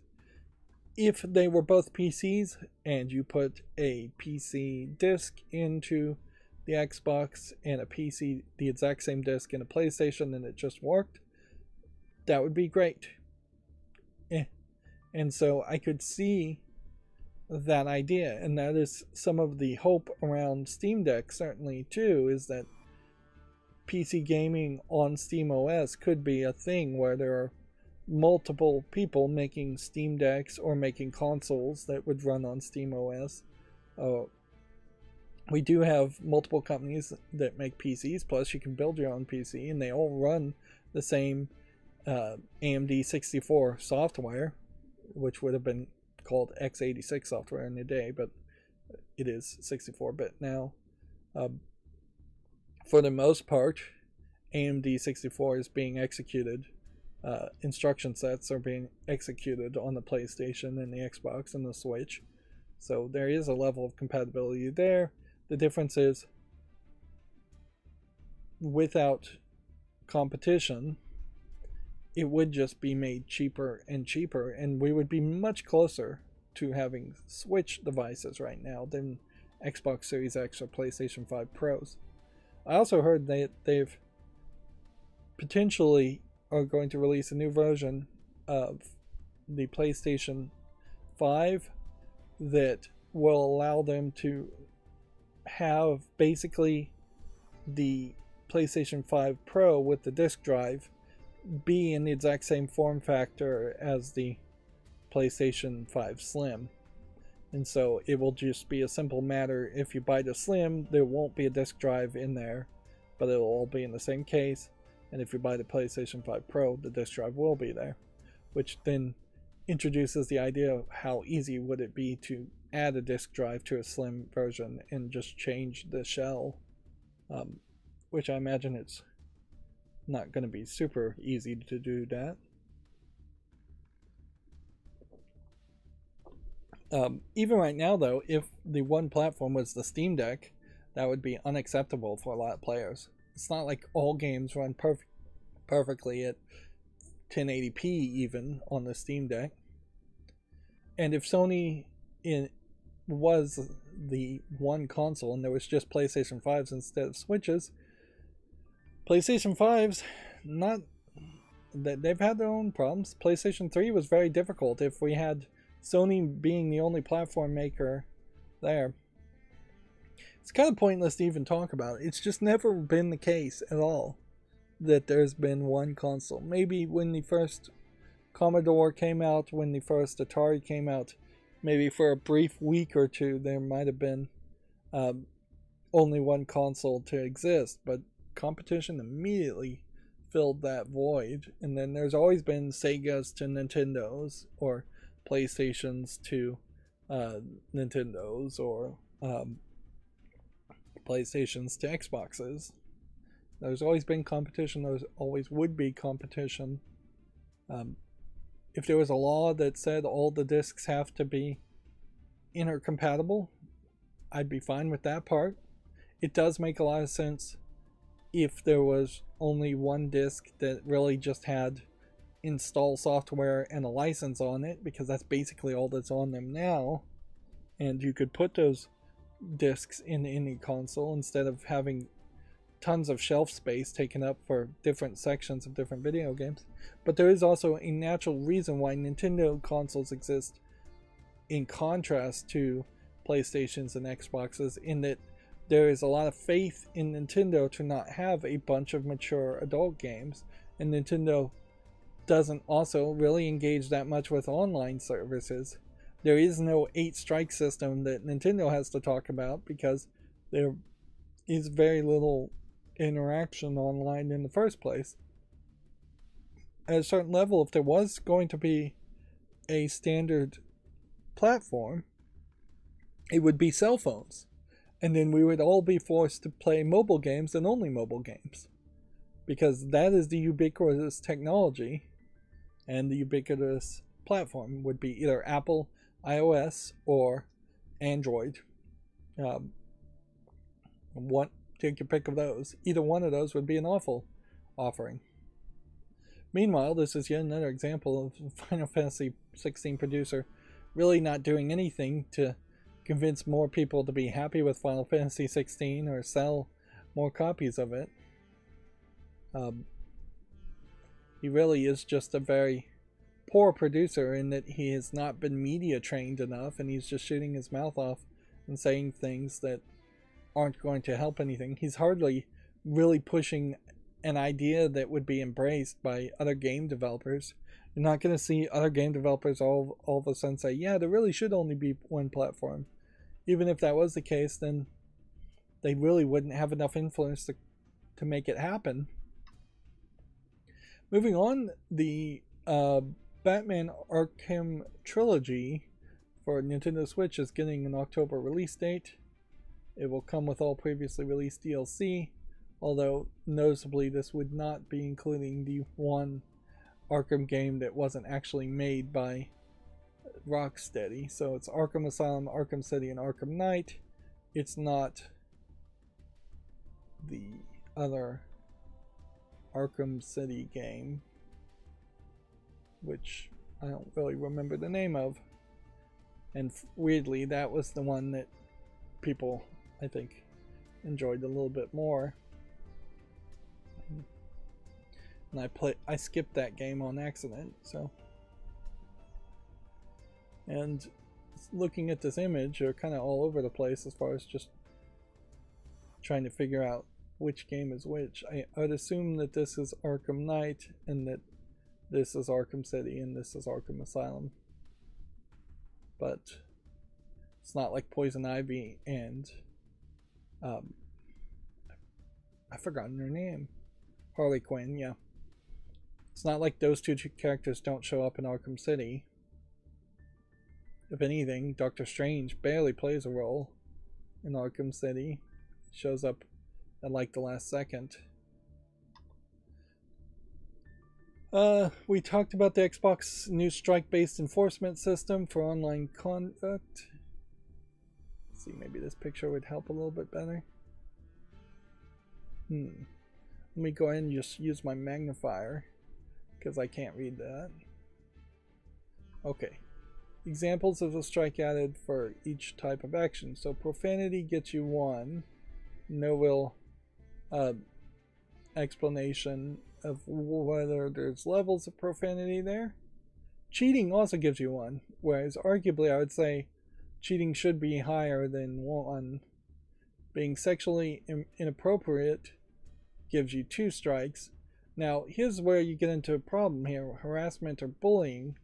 On some levels, almost all profanity could be put in the harassment or bullying category and give you +2. And can you potentially use profanity and be sexually inappropriate and harassment and bully somebody to the point where you're getting like 5 strikes for 1 incident? Or do they have to select one category and they'll potentially select the highest category? also being sexually inappropriate is also almost always going to be under the category of harassment too. Then we have my most disliked phrase, hate speech, in that hate speech really doesn't have a great definition and is not a consistent definition in anybody's mind. So if you say something that's profane, it very easily could also be labeled as hate speech, and hate speech here is also being giving 3 strikes instead of what could have also just been harassment and bullying. So, users starting with 0 strikes, some users who are suspended will almost certainly start with more than 1 strike. If you have, let's see, moderator reviews and categorizes as profanity +1, that gives you 1 of 8 strikes. Suspension 1 is potentially also a user being reported for gamer tag, which shouldn't they by default already have caught everybody with an offensive gamer tag? So they're saying potentially profanity in a gamer tag is what I'm getting from that. User reported for a message, and it leads to 3 more strikes for hate speech. And it seems to me like this is indicating on 1 strike you lose voice chat, and on 4 strikes you lose text chat. And then appeal form for suspension number 2 brings you back down to 1 strike, so you can appeal. And then, is this really the life anybody wants to live, is that they're fighting these things? Then suspension 3 is a report for gamer pick, which loses you voice chat again. Now you're up to 3 of 8 strikes for the gamer pick being sexually inappropriate. And then suspension losers an appeal, which doesn't change anything. And then apparently the user reads the community guidelines and improves behavior. And then strike is removed from suspension number 2 due to aging out, which brings you back down to 2 strikes, result of time passing. And then strikes removed from suspension 3 due to times. You'd think that they might be better if there's dates here, and this chart is just kind of weird. 1 strike is 1 day suspension length. 2 strikes is 1 day. 3 strikes is 3 days. 4 strikes is 7 days. 5 strikes is 14 days. 6 strikes is 21 days. 7 strikes is 60 days, and 8 strikes is 365 days. So honestly, it's pretty bad once you get to 7 strikes, and then really bad once you get to 8. But inherently, there is also a case here where if you're suspended for 21 days, you have a hard time getting that 7 strikes. A 7 strike in that time, and you would have an even harder time getting an 8 strike there, because in that 21 day period that you have 6 strikes, you won't be able to really do too much to get 2 more strikes. So almost nobody is going to end up with 8 strikes unless they get 8 strikes in 1 incident, which I'm still not really certain that isn't exactly possible there. It's funny that the name is McCarthy here too, although I think MacArthur was the guy who went after unions and communists, not McCarthy, but the name's close enough. yeah.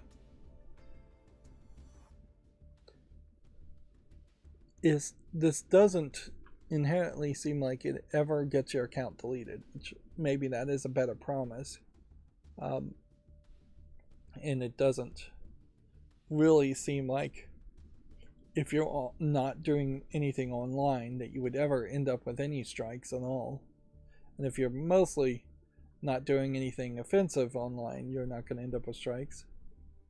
I hate the idea of using the phrase hate speech and not defining it as to what that means to Microsoft. Like, in general, if you could just list the protected classes that get special protections and allow things to be labeled hate speech versus just regular angry speech, that would be helpful. Just name out the minorities and the religious groups and the sexual orientations that you're trying to protect would be helpful as a list. I also don't inherently like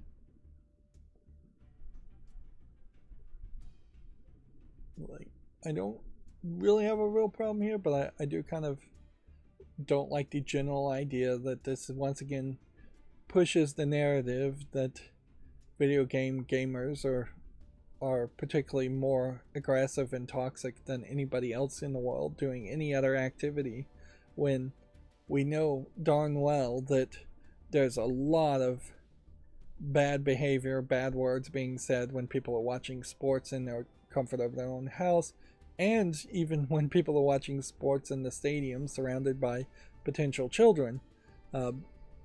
We know that there is a lot of clan meetings going on in the real world where nasty things are being said, and there's a lot of online equivalents to clan meetings happening around the world.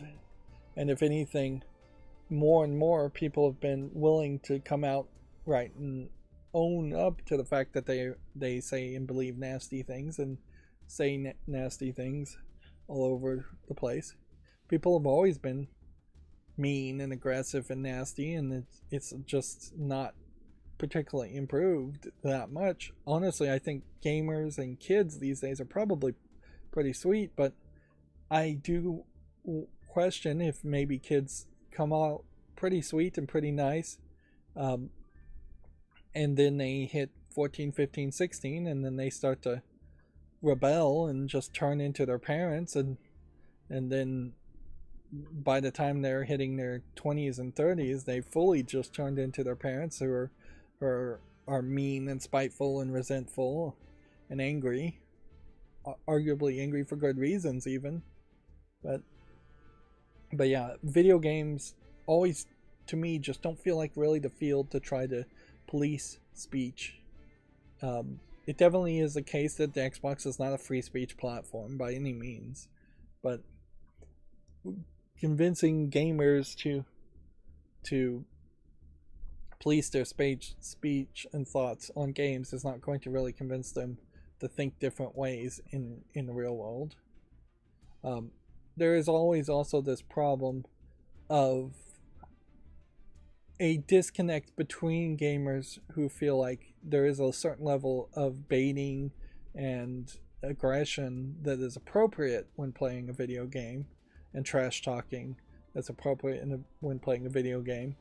And there's always been trash talking in sports, in real world sports as much as in video games. So it's a little unrealistic for game companies to potentially try and make it so that you can't really trash talk or say anything at all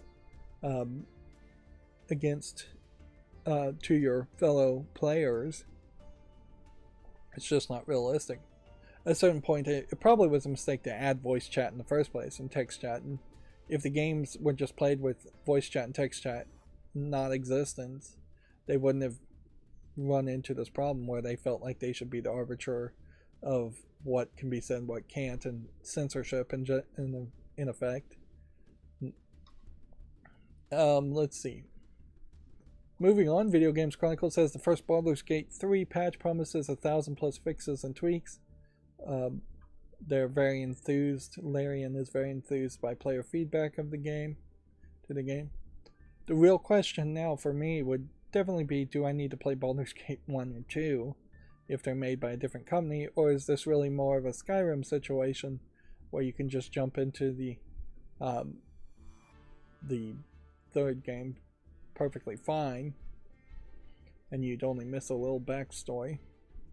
I also heard that two people have been able to speedrun the entirety of the main story quest in Baldur's Gate in 11 minutes by putting a bomb in the chest of one of the characters and then ending the path in which one of the characters could go forward. So it's effectively soft locking the game as far as you can't go any further, and that soft locking the game causes it to trigger an ending.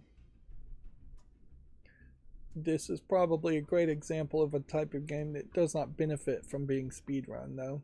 And in most cases, speedrun games are always being glitched and cheated to get to the ending, whereas I am much more of a fan of full playthroughs that are done somewhat quickly versus a speedrun that's just trying to do glitches. You do have glitchless speedruns, but even in that, there's very little actual enjoyment that the speedrunners are having of experiencing the game in the way it should be experienced. There definitely, in my mind, there's still room for abridged games, whether those are modded games to make things a little bit faster, or just remaking of games so that they are a little bit faster. In a game like Baldur's Gate 3, I imagine there might be some grinding and random encounters with enemies. An abridged mod would potentially skip over those fights and just give you the XP you need to get back to the main storyline quest.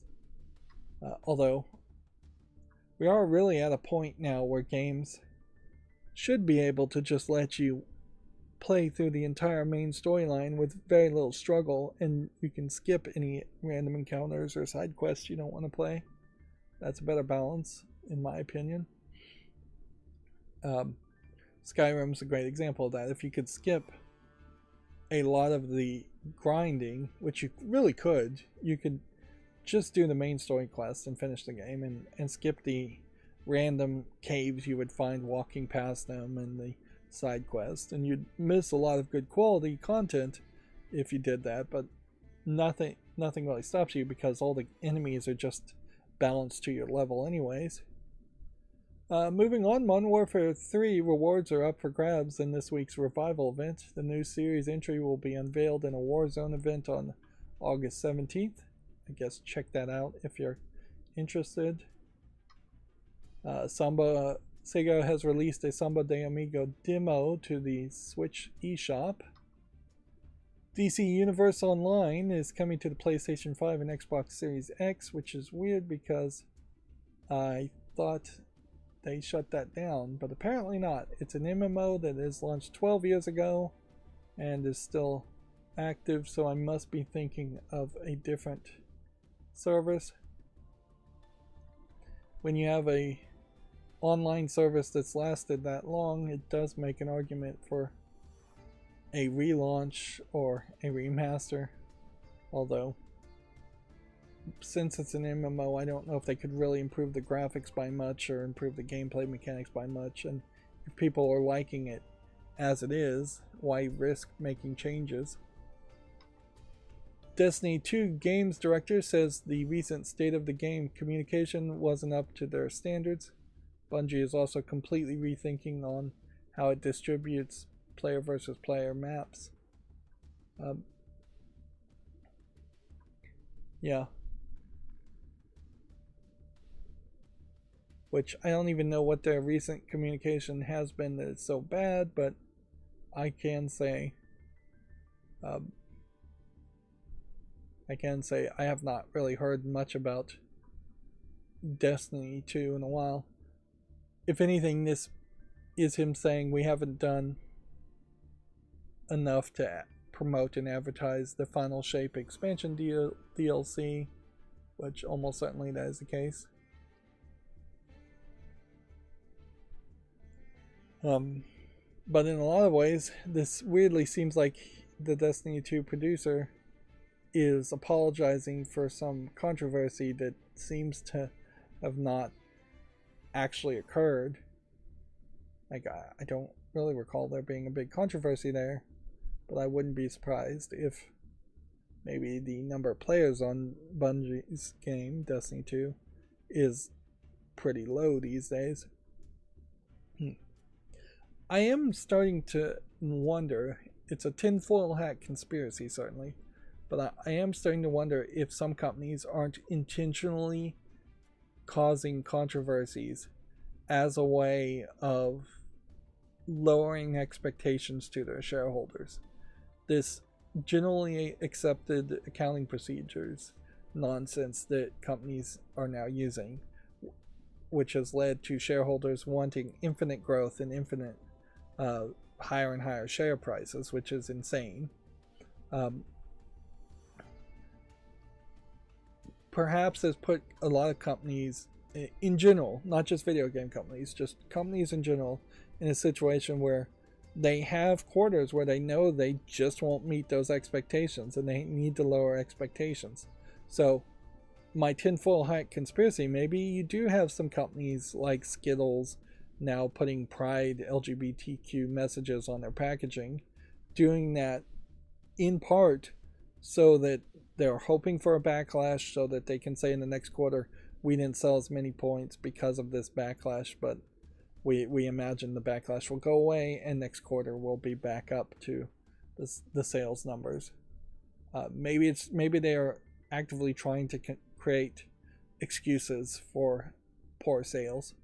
Although the not so much a tinfoil hat conspiracy around those actions actually is pretty well obviously admitted to, in that there is a corporation out there that creates effectively a social credit score for corporations, and they've been emphasizing the social impact, being pro LGBTQ and things like that, as a way of evaluating corporations. So there is this lesser known organization that is giving a higher credit score to other corporations, and by Skittles effectively getting the higher credit score by putting pride things on their packaging, they are getting better interest rates on loans potentially, and better investment recommendations from major investors. And that's not tinfoil hat at all. That, as far as I understand it, actually exists. So yeah, and that's something that's been relatively new, and it somewhat makes some sense that it is a consideration, certainly, because you don't want a company like Enron or major oil companies that have oil spills like Shell. You want to reduce your risk of investing in a company like that is at a high chance of having a major controversy and then losing a lot of its share volume. And then there is also the theory that is somewhat proven, in that if you make a small controversy as a company like Skittles, which is the most recent example, it creates a small backlash and boycott, but it gets people talking about your product, and people would not be talking about Skittles otherwise. So they can weather a small backlash and boycott that people will not stick to, because nobody ever sticks to any boycotts at all. So that's fairly well known too. But that's all kind of a side rant, and we're going long already. Even though I ended early playing Yu-Gi-Oh!, still going long. I am just a really, really slow person when it comes to going through all this news. PlayStation Plus looks set to add classic Tekken and Soul Calibur games. Two Bandai Namco fighters have been rated for the PlayStation 4 and PlayStation 5. it will definitely be interesting to see how many people really want to go back and play the first Tekken game or the first Soul Calibur game, because those would be fairly ugly looking games and relatively simplistic controlling games compared to newer Tekken and Soul Calibur games. Although in the case of Soul Calibur, perhaps more than Tekken, there might be more of a story reason why you'd want to play Soul Calibur 1. I don't think there really is that much of a story around Tekken. The game Hyenas has a closed beta test announcement and new gameplay trailer released. I basically had forgotten about this game, Hyenas. Who is this from? Sega? Which, yeah, this was something that almost certainly should not have been announced. Like, really shouldn't have been announced around the Summer Game Fest. It would have been better to wait until it was closer to a release. Had they announced Hyenas last week, it would have been a game that was the only thing to talk about for last week for at least a day. Whereas when it was announced, it was basically forgotten about. In a lot of ways, this is potentially a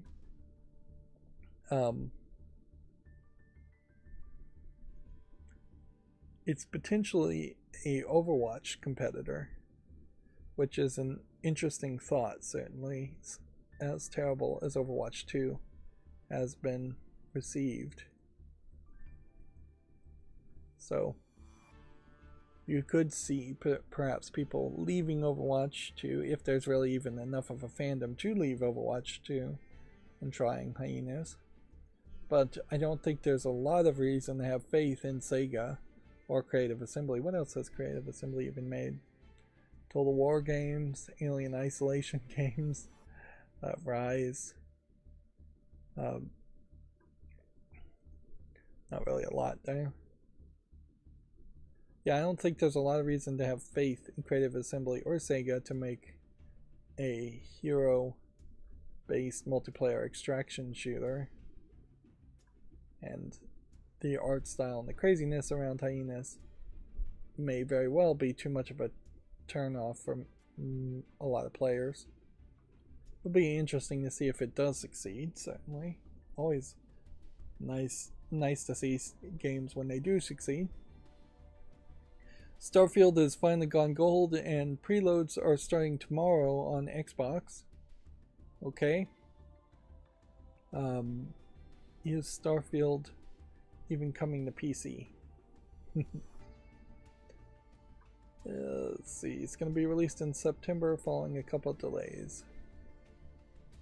Yeah, it'll be on Steam on August 30th.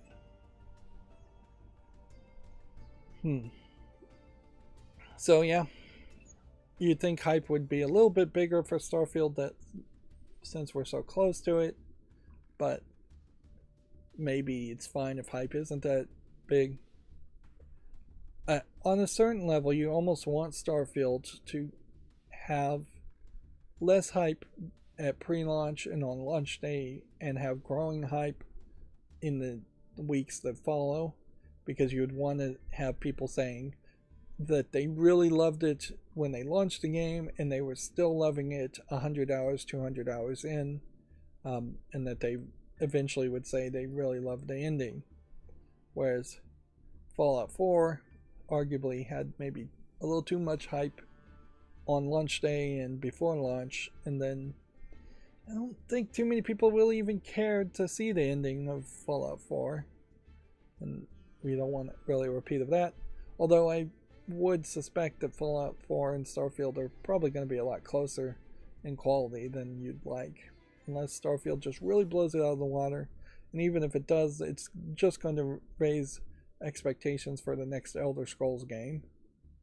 What would be funny is if they released Starfield and then a month later they released the next Elder Scrolls game in secret, and just surprise announcement of it.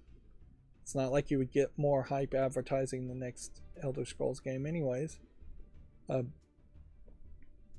According to Video Games Chronicle, Modern Warfare 3 could feature all of Modern Warfare 2's 2009's multiplayer maps. Zombies are mode is seemingly teased for this year's Call of Duty game. Which, okay, check out that article if you're interested. Too much talking, certainly about Modern Warfare 3 for my opinion. I just don't care about the Modern Warfare Call of Duty series. Modern Warfare 3 Zombies open campaign combat missions and new perk systems have been confirmed. So what's funny is the way we go through these articles should be reverse chronological. So this article should have come out before the previous one we just saw. So I don't know, it's like they had two different writers writing two different stories. Or maybe they just wanted 3 Modern Warfare 3 articles out at the same time. Campaign early access beta details and pre-order bonuses have been leaked apparently too. The Last of Us HBO showrunner says 4 seasons seems like a good number, which if anything I think that highlights how expectations have really been lowered for syndication. I'm not sure you really even have to hit any real episode count now to actually hit syndication, or whatever syndication means these days, because honestly if you made 5 episodes of a series you could put it on a free ad-supported television service without any trouble, and you can definitely sell it for cheap to some place like Amazon or Hulu or Netflix. But yeah, expectations seem pretty low. If you're making 24 episodes a season and he wants 4 seasons, then you're hitting slightly below the 100 episode syndication list. Which, yeah, that is lowered expectations. Although in all fairness, this is effectively just a Walking Dead zombie style game, which could make a Walking Dead zombie style TV series. It really can't go on that long before you're just going to have to introduce new characters and make a next generation, or go very far away from the events of the Last of Us games. So yeah, you also have a case where it seems like they are recasting Abby.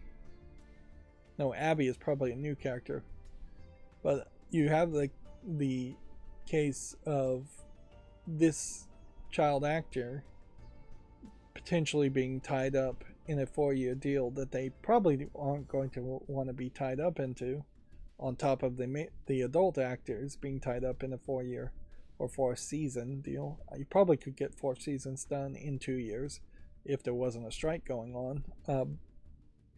But yeah, I think you could definitely tell the story in 4 seasons for The Last of Us, unless they make a new Last of Us game and it expands on the story and it's not a premise that inherently needs to be expanded on by that much.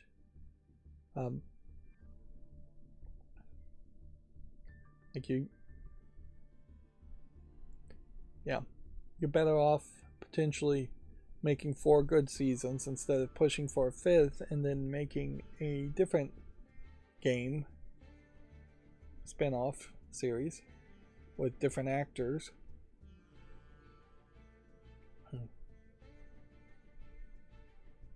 There is definitely a problem in general where people are working jobs for 4 years and then expecting to leave after 4 years, whereas jobs in general, whether it's an actor job or just working as a burger flipper at McDonald's, were expected to be jobs that you would keep for a third of your adult life, if not all of your adult life, up until retirement.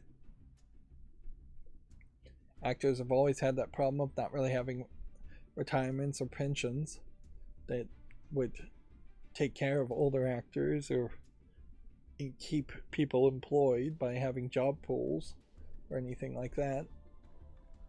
But yeah, by default, showing any loyalty to a corporation these days doesn't really do you anything, and job hopping is the way to potentially get a raise or get a promotion almost exclusively.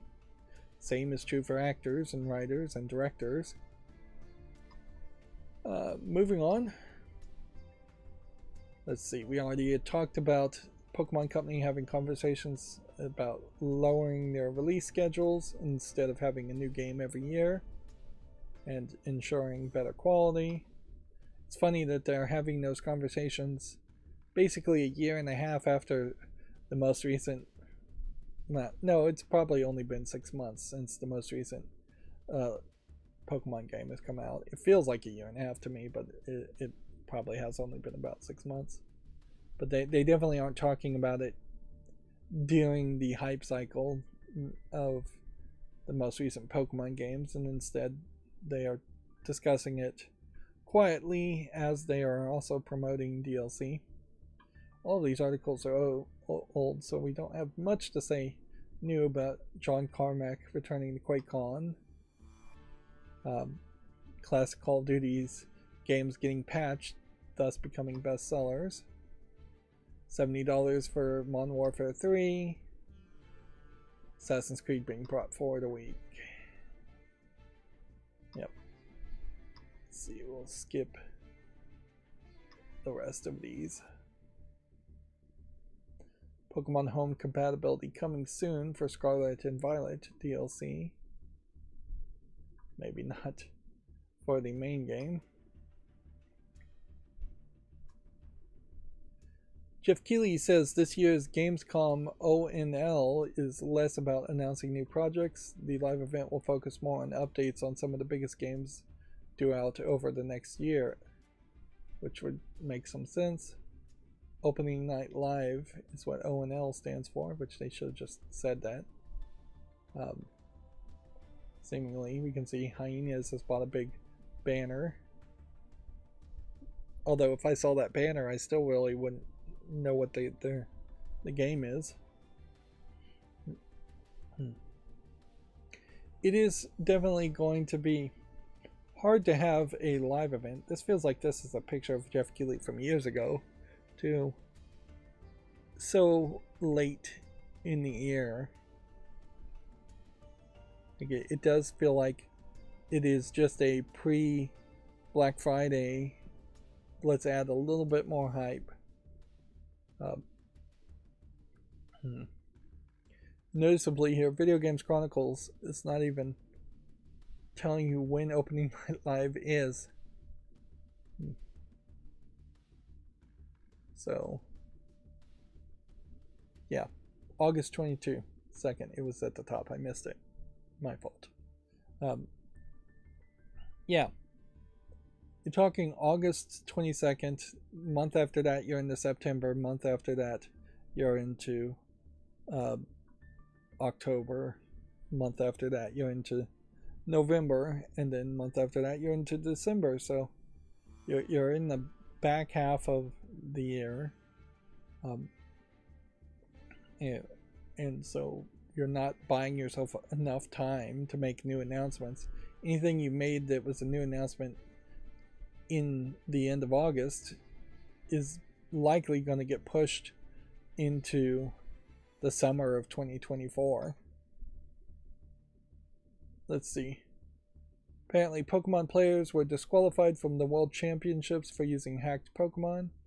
A viable competitive Pokemon could take dozens of hours to train. So, how many people? Several Pokemon players were disqualified over the weekend for using hacked Pokemon, which almost certainly implies to me that there is a rampant amount of hacking going on as far as Pokemon are concerned, or their detection methods for hacked Pokemon are flawed.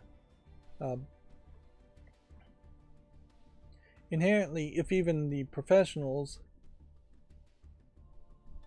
are hacking Pokemon, it does highlight that Pokemon is too grindy.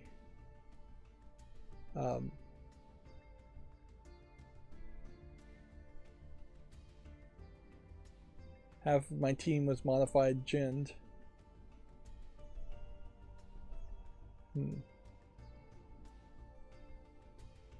According this person was. Yeah, clearly the game is too grindy if even the professionals there are cheating. But there is almost certainly a rampant amount of cheating in most competitive sports. So yeah, that certainly doesn't do well. It probably also highlights why a lot of cheating just is not reported on or not searched for a lot of competitions. Like, there's so much blood doping happening around the racing, bike racing scandal that it really hurt the entire legitimacy of bike racing, because there was just so much blood doping and cheating happening because of that. And yeah, I think most major sports try to quietly disqualify one or two people as token disqualifications and then let 90% of the other cheaters continue to compete. Notably here too, you don't really have a lot of young looking Pokemon people here. They weirdly seem to all be wearing shorts and sports jerseys. But again, if I was to magnify it, you've got some big teenager type characters here as far as the winners. And then you have a very old guy as a presenter who's probably a famous Japanese person that I couldn't recognize. And then you have an old lady cosplaying a little bit like Misty with a yellow t-shirt and red armbands. But yeah, I guess these are somewhat young looking kids, but they definitely feel like they are approaching 16, 17, 18, whereas I would think a Pokemon Championships would probably be better focused around 10 or 11 year olds, and arguably 10 or 11 year olds probably shouldn't be competing on a national stage or in competitions in the first place. Like, since the general idea of Pokemon is that it is baby's first RPG game, there probably should be an age limit that says we're just not going to have a championship for teenagers playing it, even though almost certainly these teenagers have been playing Pokemon since they were kids, since they were very young. They should have been effectively forced to age out into a more adult or more mature, at least, RPG series. And I don't know if you really need Pokemon Championships in the first place. It's not like there is a Final Fantasy Championship that's talked about. I don't know if there really is any other RPG games where you like have team battles that would have a championship, come to think of it. There should be something like that, but I don't know if anything that's that big. We already talked about Activision Blizzard dropping its own counter lawsuit. Apparently Larian is working on mid-game character customization. The hotly requested feature is, quote, cooking, which I guess this is a warning that at the moment whatever character you make at the beginning of the game is the character you have to stick with, which would be very annoying if you made something that you grew to dislike but put 200 hours into the character's stats. It does seem to me, being based on Dungeons and Dragons, making a new character and a new character sheet should be fairly easy to do mid-game, mid-journey.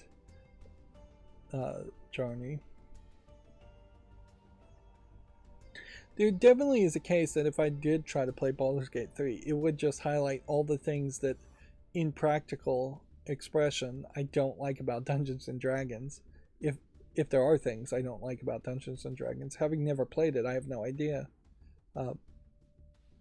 But yeah, I could see people getting hyped around the general hype around Baldur's Gate 3, then playing the game and realizing, oh wait, this is just too much like tabletop gaming, and I'm just not familiar with or comfortable with the tabletop gaming, Dungeons and Dragons tabletop gaming.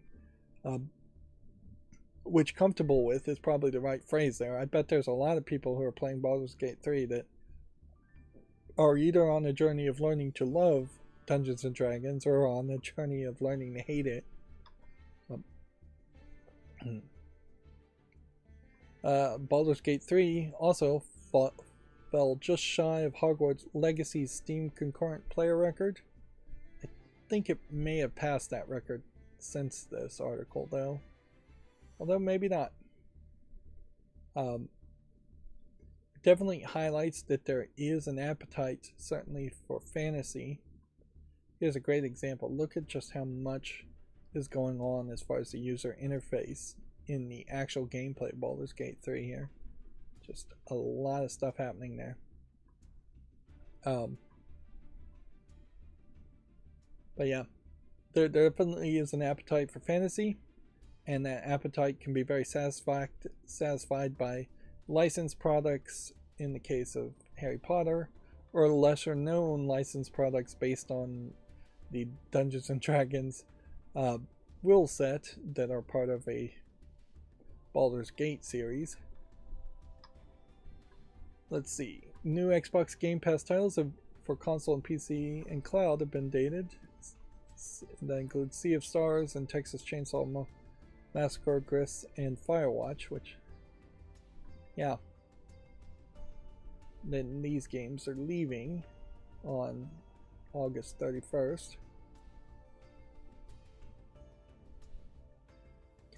No real reason why Firewatch is being re-promoted, but I guess that's just the way it works, though, is that every month you're getting 4 or 5 games. Some of them may be brand new, but some of them may be very old.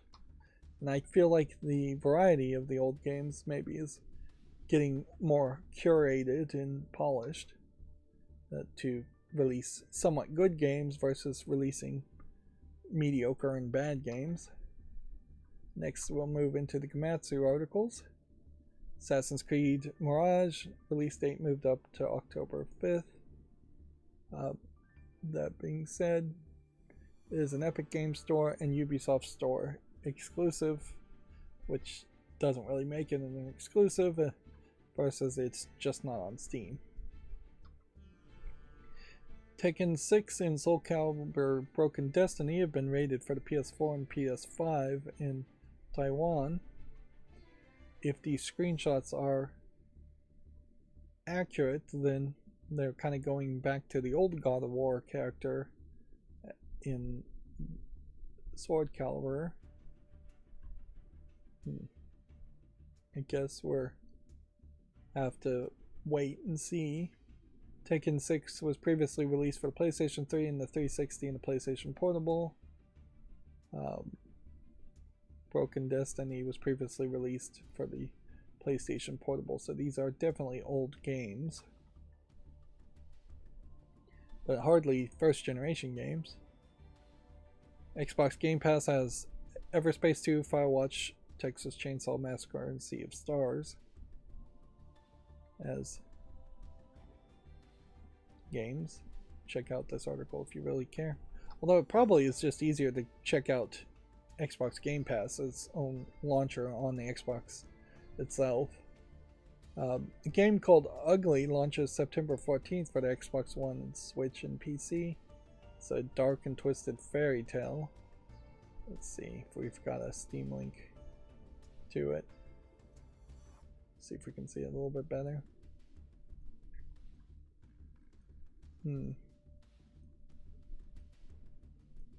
Well, can't really tell too much from it. They call it a puzzle platformer. If anything, it kind of feels a little bit like, not Bastion. Oh, I forget the name of it. It might actually be called Bastion. The one where the guy did a lot of platforming. Eventually got a ring that would slow down time and manipulated time in a lot of different ways. That was one of those games that the creator was content IDing and DMCAing people for making footage on it. But yeah, that was a very critically well received game for what it was, and then maybe that creator went on to make Fez, or maybe that's a different creator, but then at that point I think he got mad at people and just swore off ever making video games again. DC Universe Online coming to PS5 and Xbox Series. Here.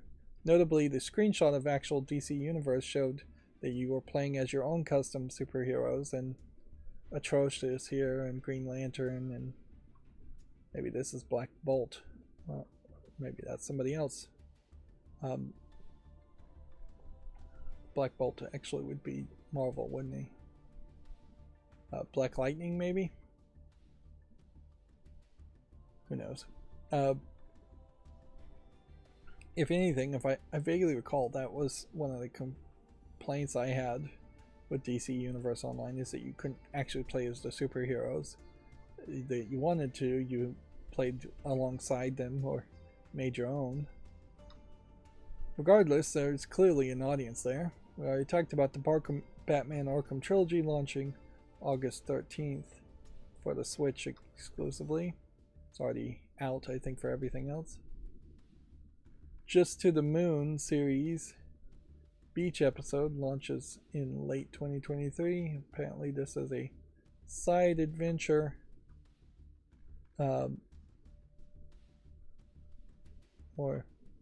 but I don't know this series. Like, I know a game called To the Moon, and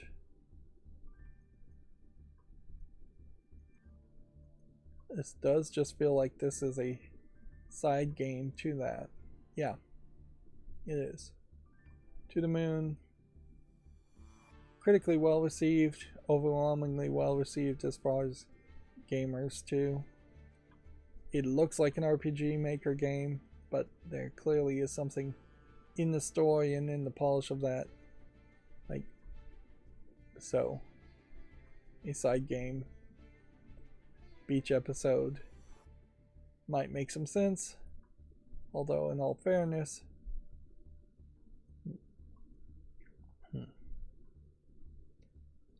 a beach episode may just be very much like a beach episode in an anime series, which doesn't really matter.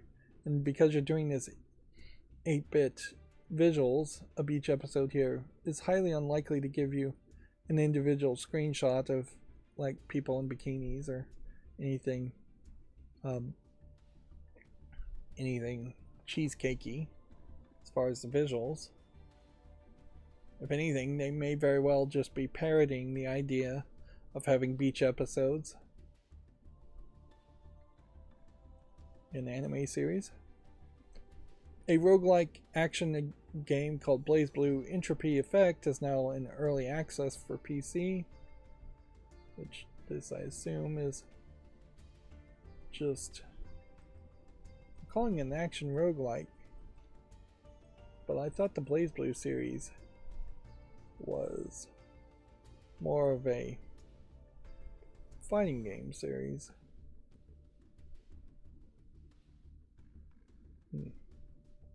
Clearly that's not what this is.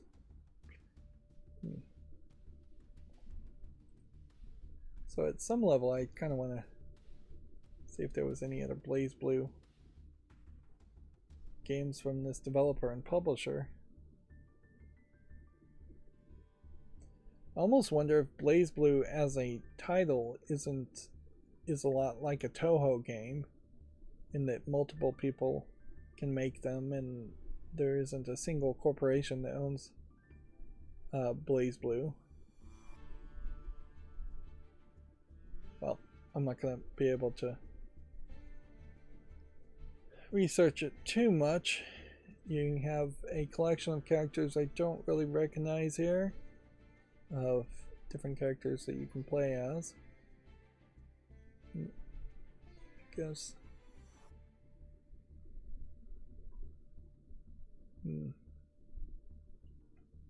There's no tag here for Blaze Blue in general. Definitely have some anime skin showing off on the ladies and anime angst showing off on the guys as far as the outfits go. Moving on. Genshin Impact version 4.0 update is now available. Enter the 5th nation of Tivat, whatever that means.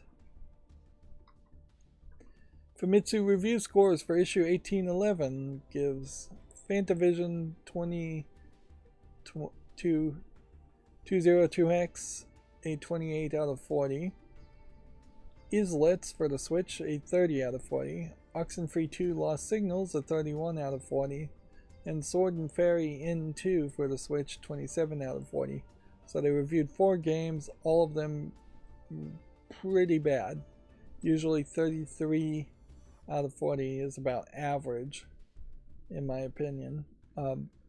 Although, in all fairness, that does perhaps imply that the 4 reviewers at Famitsu give slightly higher review scores, because an 8, an 8, a 7, and an 8 would be a pretty decent score for most games, whereas 7, a 7, a 7, and a 7 would be an average score. But you also have to kind of in your mind find a balance between the fact that Famitsu really is only reviewing 3 or 4 games every week. So if they're even bothering to pick a game to review it's being held to a higher standard. But yeah, in my mind, Oxenfree 2 Lost Signals getting 31 out of 40 tells me it's probably an average game, slightly worse than probably Oxenfree 1, which I really didn't even enjoy that game, so I have no personal interest in playing it. A game called RoboQuest launches this fall, which this is really where the 29-day issue is going to come into problems. Is that if I am just putting out the YouTube shorts around something like this and it's releasing in fall, but there is no actual release date, it very possibly is not going to come out of early access in the next 29 days. But there really is just no perfect solution there. And frankly, if Facebook is going to limit it to 29 days is as good of a time as almost any other time frame. Like, theoretically, I could see an argument for 60 days, and I would definitely see an argument that if Facebook got rid of that limitation, I would want to schedule things much further ahead in the future as far as pre-recorded footage. It's very possible that the posts on Facebook will only happen for some series and then not happen for other series. Otherwise, I've got to figure out some kind of system. I was thinking of maybe a buffering system, but I don't know how to particularly work with a buffering system. It would be starting over from scratch as far as new code. Moving on, Komatsu says a graphic novel adventure action game called Shuyan Saga is coming to the PS4 and PS5 and the Xbox One and Series and the Switch on September 22nd. Which, let's check out the Steam page.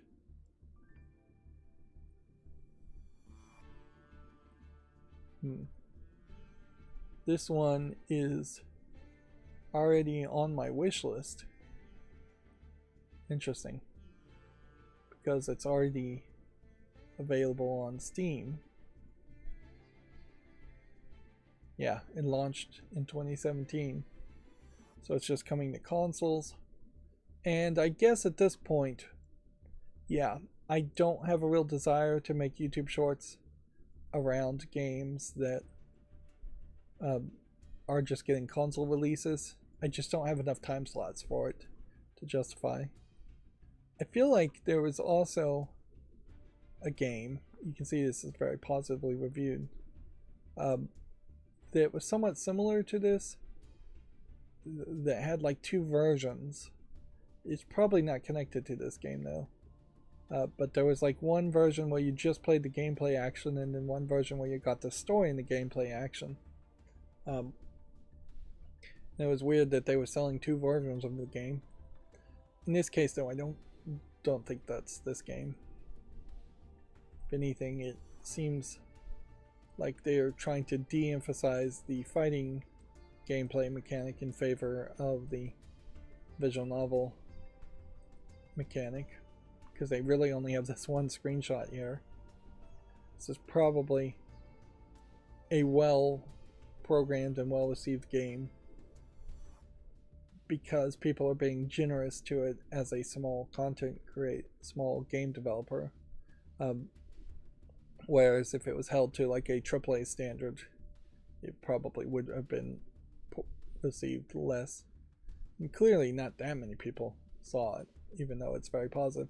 And maybe that highlights the case that there is a good chance to have a mushy middle of a game release on Steam, where even a very well received game, well reviewed game, just won't get that many people to play it.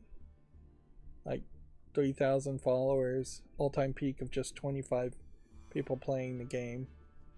This is a game that I definitely would potentially want to play and highlight if I had a big enough audience for that to actually help. And I have to move forward assuming that at some point I might have an audience that might help. But yeah, successful single A games, successful double A games, independent games, all deserving more focus than they get compared to everybody playing just AAA Modern Warfare games that everybody knows already exists. A comic book inspired narrative roguelike action game called Tax Force has been announced for PC. Remember there was that game that was supposed to help you prepare your taxes, and then Steam didn't allow it to stay because it was asking for you to enter personal information like your social security number, which obviously you would need to fill out the tax forms. They never went anywhere with that, unfortunately. There's some hope that the US government would stop taking bribes and allow the IRS to let you just file forms digitally, and the IRS did just announce that they are going to start digitizing all of their forms. If you mail in a paper form, it is just going to be scanned in, which in all fairness, it was already being scanned in by some software and checked, but now it's going to be a full workflow of it being digital and staying digital. But yeah, it's a shame there. I think a game like that could have easily said, hey, answer these questions that are not personal information, and then we're going to print it out and give you instructions as to where to put in your social security, your name, your address. And the software wasn't particularly trying very hard to even help people with complicated tax returns file it. It was very much, here's what you do for a single filer who very likely wouldn't owe any taxes at all, not somebody who was married, not somebody with children, not somebody who had any significant losses or reason to use itemized deductions, which on some level the 1040EZ very well might suit you better if you're a single filer that needs to file taxes at all, and you don't have any of those other complications. Almost certainly though, if you are filing for a family, then it gets more complicated, and software is not going to help you as much. A game is not going to help you as much. And it probably is better for the US government to make software to help you file than it is for a random charity organization to make a game and put it on Steam. But then the idea of gamifying and learning how to file taxes could be very educational. It is certainly something they never teach in schools, and so learning how to file taxes anywhere would be helpful. A game called Creature Keeper has been confirmed for Switch, due out in 2023. Let's see if we've got it on the fall list. Nope. So we'll make a short around that. Another thing kids definitely don't know is just Social Security and tax withholdings. So people work a job and are expecting their first paycheck to be huge, and then they realize 30 to 50% of their taxes have been withheld without parents informing them or them knowing anything about that. Let's see. The Samba de Amigo demo is now available in North America and Japan. It's due out later in Europe, according to Gamatsu. We had already kind of talked about that. Hyena's gameplay trailer and PC closed beta test set for August 31st to the September 11th. Let's see. Is it worth watching the gameplay trailer? So far, this is not real gameplay, that is. So it's a zero gravity hero player versus player shooter, which definitely well, it doesn't seem like it's always zero gravity. Yeah.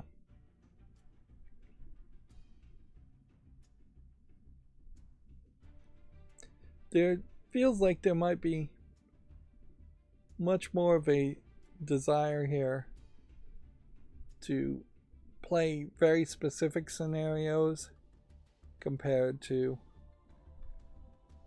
Overwatch, which might be a little bit more generic, although Overwatch has fairly specific scenarios too. It definitely is going to be a case where the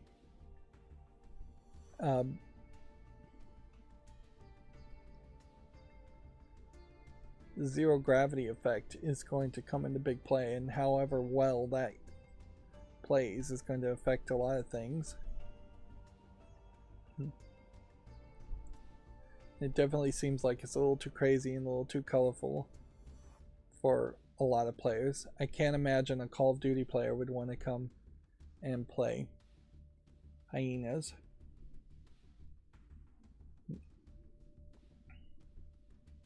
Honestly, it feels like it's going to be a pretty tough sell for a lot of players that in a game that needs a lot more. It is definitely difficult to make a whole new group of heroes to compete with something like Overwatch. And I'm not sure you really need to do that in the first place. But yeah. I almost would have to assume if Hyenas does succeed well, it is almost going to be a vote intentionally against Overwatch 2 on Steam, that people are going to promote as a meme to play Hyenas instead of people legitimately wanting to play Hyenas. And maybe they'll get into the game and like it, but I've never really seen zero gravity play particularly well, so that's going to be a big issue. The visuals are going to be a big issue. The lack of variety of characters is going to be an issue. The lack of number of characters is going to be an issue. It's a lot of hurdles. Moving on, Teenage Mutant Ninja Turtles Shredder's Revenge DLC Dimension Shell Shock launches August 31st. This introduces Karai, which I assume is this Lady Ninja character. Definitely you're going back to the 2D cartoony Ninja Turtle characters, although here they're being depicted as more pixely characters. Cry might actually be the rabbit character here.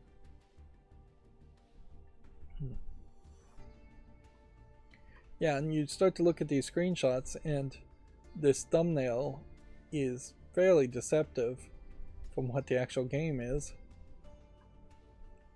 But I don't hate the way this game looks. I'd kind of hate it if it was all in black and white always, but this certainly doesn't help things.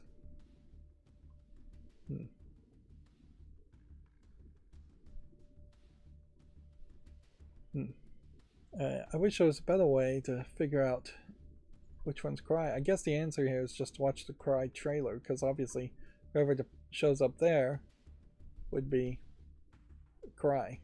Yeah. Okay, so the lady ninja is Cry. There is definitely a point to be asked, certainly, as to what is Ninja Turtles to most people. It's not the comics. It's not the original movies. It's maybe a cartoon series, but more a nostalgia for the cartoon series versus any specific episode of the cartoon series. Like, I don't recall that I've ever even watched a single Ninja Turtles cartoon series. And I'm talking about like the original cartoon series. I think there's been 2 or 3 sequels. To me, my nostalgia around Ninja Turtles is basically around just packaging and artwork around collectible action figures. And yes, I watched the original Ninja Turtles movies, but I don't really think of them around that nostalgia. And I may have seen an episode of the cartoon once. I definitely am too old to have seen any of the later cartoons. Inherently, I imagine the Nickelodeon, now owning Ninja Turtles, is trying to convert this nostalgia around almost nothing into a liking of the most recent Ninja Turtle cartoons. I don't know if currently kids actually care about Ninja Turtles. They are very weird as characters too. It's just mutated turtles that are ninjas. It doesn't make a lot of sense. It comes off like they're furries. Nowadays, now that furries are actually known and talked about, it's a little weird that they would just be 4 turtles and nobody else as the main characters, Master Splinter aside. But yeah, generally if you have cartoons where you have anthropomorphic animal characters, there's several different characters that are several different species. And they aren't just all ninjas, and they aren't just always stretching for enemies like the Foot Clan, Faceless Foot Clan, to fight, or Shredder. Yeah. It's probably a little hard to relate to the Ninja Turtles because there isn't a human character in the mix. Although, I guess April O'Neil was the attempt at that. She was also too much of an adult character to relate to for most kids. And hopefully nobody's relating to Casey. Moving on, Body Biteland Overclocked launches September 15th for the PC and in 2024 for consoles.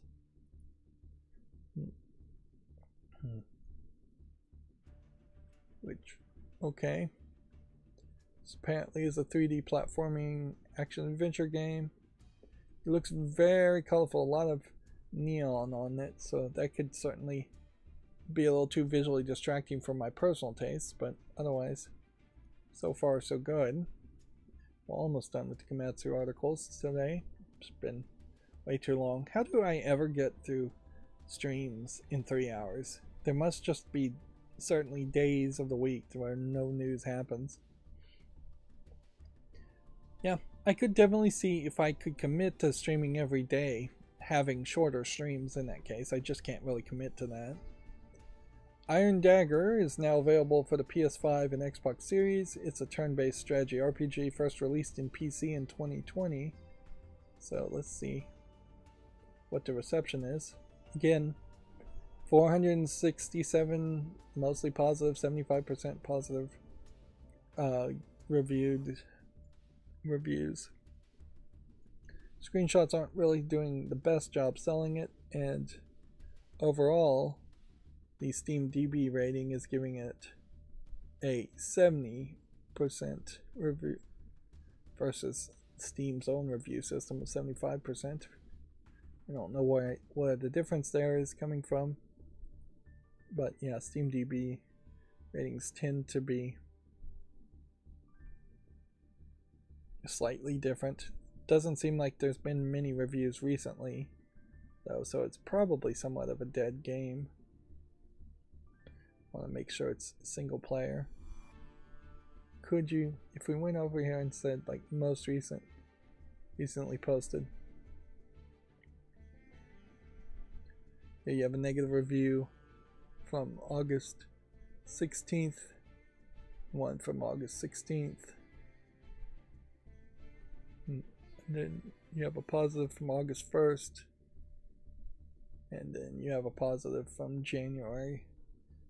So yeah, I bet there is a slight danger here in that if you're a game publisher and your game is just kind of stagnant, that you would have random negative reviews show up, and then you would feel this desire to pay somebody to put a positive review up or make a fake review yourself. And there really isn't a lot of punishment against game developers on Steam trying to encourage more recent positive reviews just to keep the balance. In a lot of ways, this being at 67% makes a great argument to not play this game. Tactical combat puzzler, not really my favorite style of gameplay, and yeah, mediocre reviews. But I'm not saying anything here so objectionable that would justify really removing it from the wish list. And if I was to put it back on the fall list and then reevaluate it, I probably would just put it back on the wish list anyway, so because it is meeting the 30 review threshold of being mostly positive. We already talked about the making of Karateka coming to Steam. Then NASCAR Arcade Rush launches September 15th for looks like basically everything. Let's see if we can find a Steam link here. Somewhere here. PlayStation 5, Xbox Series, Switch, PC via Steam. I guess it doesn't have a Steam link listed though. Just PC tag. Okay. A musical 3D platformer called Billy Bust Up is going to be published by Humble Games. But Humble Games seemingly totally willing to publish on Steam at the moment. I definitely feel like the Humble storefront is pretty dead at this point. They're really not competitive. The Humble bundles still are the same old, and they probably will just stay the same old. If you're new to PC gaming, Humble bundles are still a great way to potentially donate to charities and get a bunch of games in exchange, so thus not actual tax write-off donations. But once you've gone a year or two looking at all the Humble bundles, you'll fairly quickly realize that the games they're offering are the same games they've been offering from years ago, and there's just not a good offering there. The last time I saw a Humble bundle mentioned on like slickdeals.net was probably 3 years ago, because they just don't have any new games that would be discounted enough to justify it. The prices have slightly gone up on Humble bundles, and the way Humble bundles work has drastically changed in the past few years under new leadership or new ownership of Humble Bundle. making them worse deals than what they once were. In the past, you really could donate like $10 and get $200-300 worth of games. Now, donating $10 will probably get you $60 or $70 worth of games, and a bunch of games you have really no interest in ever playing. A game called Quantum Error for the PS5 launches November 3rd, and then the Xbox and PC versions will be out on a later date. I feel like this is the first time I've heard of this game, Quantum Error. Seeing a bunch of monsters and sci-fi space things. This could be pretty decent, or this could just be your standard AA attempt at a monster Dead Space shooter type game. It does seem like there might be some environmental destruction. Definitely seems like there's some weird storytelling happening here. This could be pretty good. Might even be up to the level of a AAA game, which very nebulous as far as what makes a AA or AAA a AA or AAA in my mind. Of course, you would have said exactly the same around the Callisto Protocol, looking at those trailers. If anything, the Callisto Protocol looked a lot nicer in the cut screens than this game does. Arguably, maybe the slightly worse graphics in this game implies more of a focus around shooting and less of a focus around visuals. There definitely seems like there's a lot more variety in the enemy types in this game compared to Callisto Protocol. And I assume this game also has nothing to do with like Quantum Protocol or some of those other games with quantum in the name. It doesn't seem like it is. So yeah, that's an interesting, basically, announcement, but clearly they're not giving enough of a publishing and promotion here. And it's weird, you never really see publishers come out and say, hey, this game that was just announced, why don't you work with us so we can advertise it more, and we'll give you funding just for the publishing side, so that we could make it a bigger help and hint. You have instead almost exclusively publishers wanting to be involved from day one, paying for the payroll and the checks of the programmers and developers from day one to make the game. Well, not always day one, but early on in the development alpha cycle of developing the game. And then the publisher owns the rights to the game because they paid for the development of it up until certain metrics are met. Sometimes those metrics are never met. Sometimes the publishers don't give the game back or try not to give the game back when those metrics are set. Anyways, weirdly, publishers, as we describe them in video games, are very much instead financial backers. They are investors more than they are publishers. There really should be publishers out there that just say, I have a fully gold, fully programmed game, but I can't afford or don't want to spend my own money to advertise it. I don't have the connections to advertise it. Let's go to this publisher and have them publish it. And Microsoft, Ubisoft, Sega, Sony, all of those companies could be really good at just publishing and advertising and promoting games, even though they had no hand in actually funding the development of it. They could put in a few $100,000 to $1 million of advertising, get the first $1 million in sales back, and then just be done with it. And yet, it seems like there really is no desire to have companies like that. In other industries, definitely there are cases where you'd have advertisers, and you'd go to an advertisement company and just hire them to be an advertiser. but I have never heard the phrase advertisement company or advertiser even mentioned in the same breath of video game companies. Next we have GameDeveloper.com articles. We already covered the tweaks to the Steam minimum price thresholds, not really likely to affect any games, I suspect. I talked about Varco AI tools.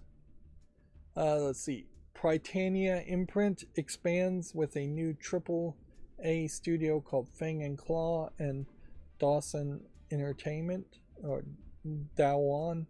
Yeah, Dawan. You have 3 different corporations, 3 different studios, 3 different names here, none of which are recognizable. These 2 would be new names, but Prytania. Apparently, the new opening units, new openings unite veteran developers from studios from Blizzard, 343 Industries, and Hidden Path Entertainment, which that in itself probably doesn't mean too much. I wouldn't be surprised if Prytania is a fairly new company itself. Again, people who worked on other games might be worth following. They're better to follow, in my opinion, than just following, say, 343 Industries and assuming that whatever corporation called Blizzard or whatever corporation called 343 Industry will always make the same quality of game. But then often it does feel like you have one person that left 343 Industries, and then they use that as a way of saying they were or implying that they were the main creative force behind everything 343 Industries made, which is highly unlikely to be true.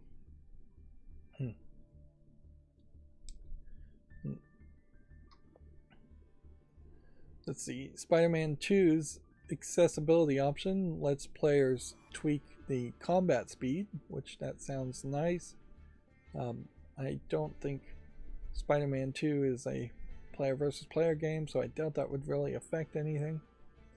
And there definitely are a lot of accessibility ideas that people are putting out there. They're not consistently being added to all new games, but when I was playing Shadow of the Tomb Raider, being able to just hold down the X button instead of tap the X button was a nice thing to enable, although there still are some major, like, color gamut or white balance gamma. Yeah, the gamma is what it's called, not gamut. That really would have been nice if I could have adjusted that, and I definitely would have traded the ability to not have to mash the X button for a few places for being able to actually see in the darker sections of Shadow of the Tomb Raider without blowing out the visuals by bringing the brightness up, which was the only option that was available to me. And there definitely were some subtitle problems where some subtitles were just not translated or didn't show up at all in Shadow of the Tomb Raider, and yet they had a special feature where they had hired Mexican actors to speak Spanish to you in their native language. Then you'd have to look at the translated subtitles to know what they're saying, which was distracting and a cool idea, but a waste of focus when subtitles, when you didn't have that option enabled, just would not show up in a few places, depending on if somebody was talking on the other side of a wall. You could hear them, but you wouldn't see the subtitles, which you'd think it would be very easy programming to say, hey, if this audio file is playing, then somebody can probably hear it, therefore I should play the subtitles at that point also. Plus, in general, for the accessibility options that were available in Shadow of the Tomb Raider, there was a lot of glitchiness, and I would have much preferred the game to be less glitchy. But we can't really halt the progress overall of people trying to add accessibility features, and tweaking combat speed only becomes a real problem when it's player versus player, or if it was like a tournament game. But even in a tournament game, it'd be fairly easy to make people bring up their options and show that they haven't tweaked the combat speed.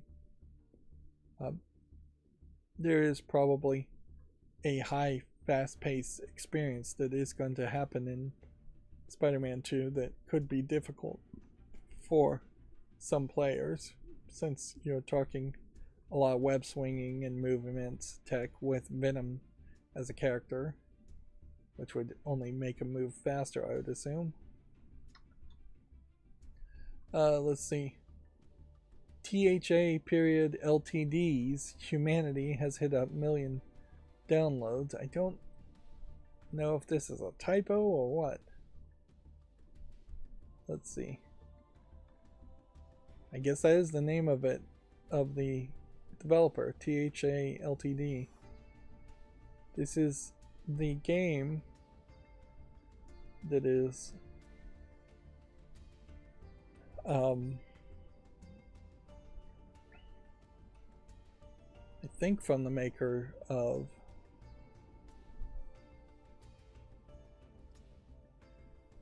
Res Infinite.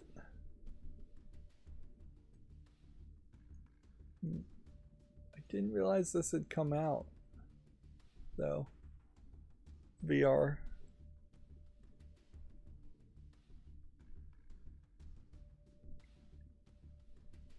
It's basically a dog doing a 3D Lemmings game.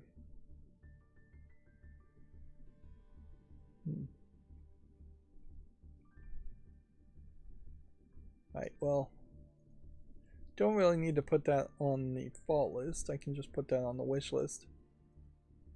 And I don't know if there's really much other to say here. This came out May 15th, and I totally missed it.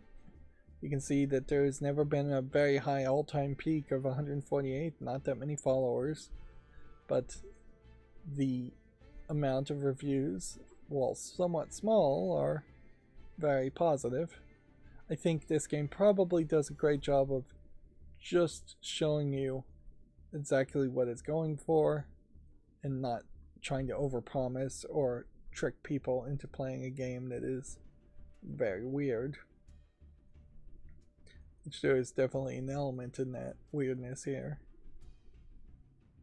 Definitely feels like the developers of Res Infinite are the type of people who maybe recreationally take magic mushrooms and get a lot of their ideas from that. Here's Tetris Effect, not Res Infinite. And that's the publisher. Res Infinite Digital Deluxe Edition. DLC.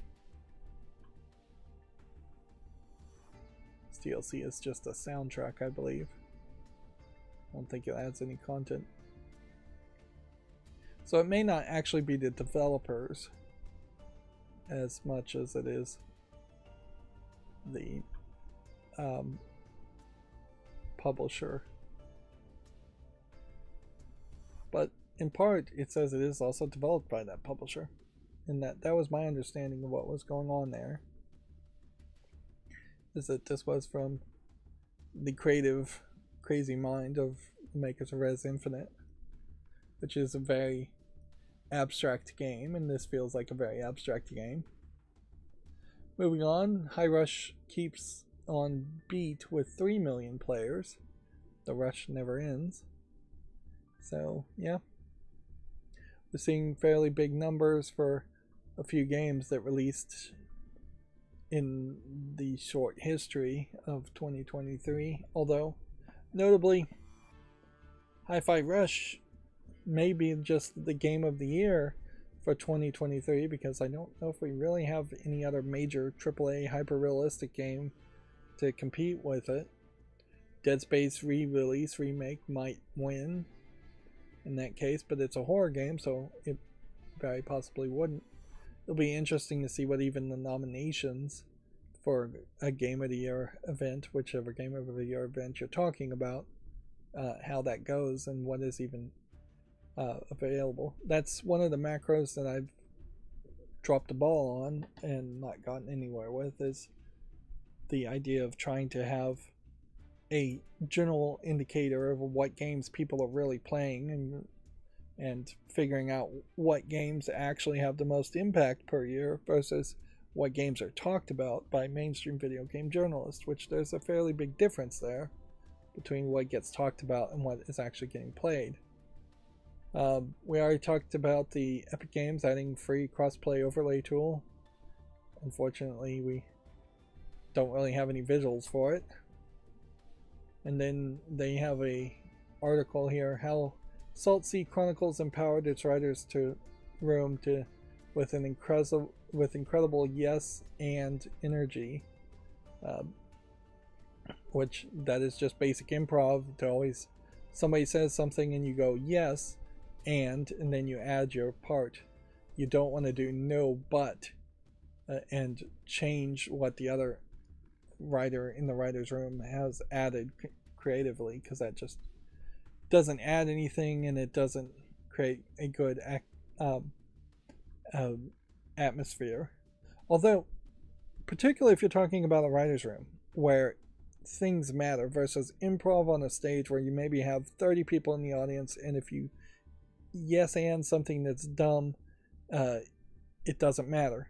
When you're starting to talk about writing room for video games or movie or TV, there kind of needs to be a editor, director, producer, somebody above you that is going to the next day say, yes, that idea, we're going to cut that idea because we've got something better now.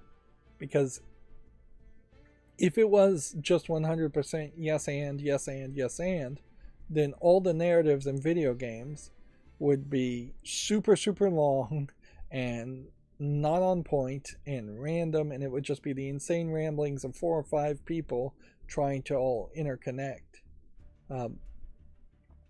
And you just don't get to that point as far as a final product.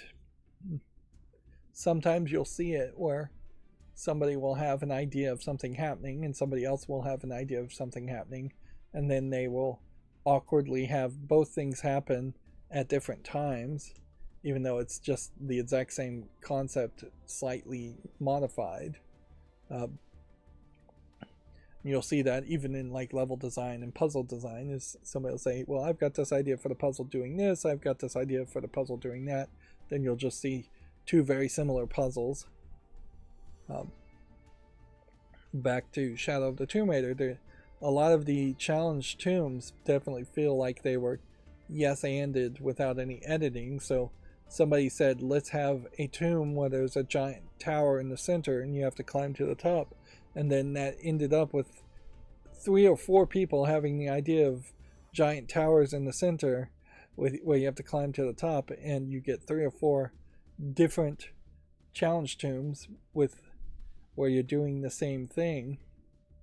And you wouldn't want to say no, but let's not have 3 towers where you climb to the top. You would have wanted to have even more creativity and still do yes and say, yes, we have 1 tower that's where you climb to the top in the center of the challenge tomb, and let's have another challenge tomb where there's 2 towers that are only medium high and you're jumping back and forth between the 2 towers.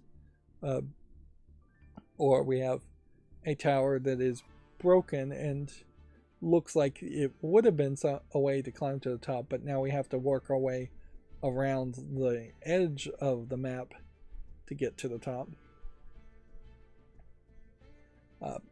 As for what this actual article says, it's probably just a little bit of self-promotion or promoting an idea. It's from a blog. It's not really relevant information, unless you want to be a video game writer. And if you want to be a video game writer, you should just be a writer in general. You should try to self-publish books. You should try to write for TV and movies as much as video games, and you should get really, really lucky if you're going to succeed, because there are only a small number of writers around. Rub elbows, make friends with people in the video game industry. That's how you get jobs as a writer. You don't particularly have to even be that good of a writer. Get a degree in creative writing, which probably a useless degree, but it would almost certainly help too.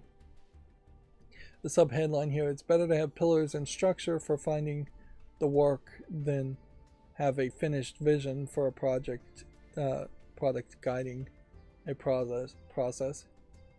Which, yeah, at a certain level, in a collaborative creative effort like making a video game, having a finalized vision will almost certainly contrast with everybody else's creative vision and not be flexible enough for the actual level designs and gameplay mechanics that are being made. When you look at like Babylon 5, there is a finished vision overall as far as each season and each arc, but in reality I suspect that individual changes, individual characters, individual episodes could have been fairly flexible. It wouldn't have hurt too much if one episode was 60-70% different in Babylon 5, as long as the main plot points get touched upon. And very often in video games, I would say, much more than any other form of narrative storytelling, there aren't even that many main plot points. Like Shadow of the Tomb Raider, for an example, you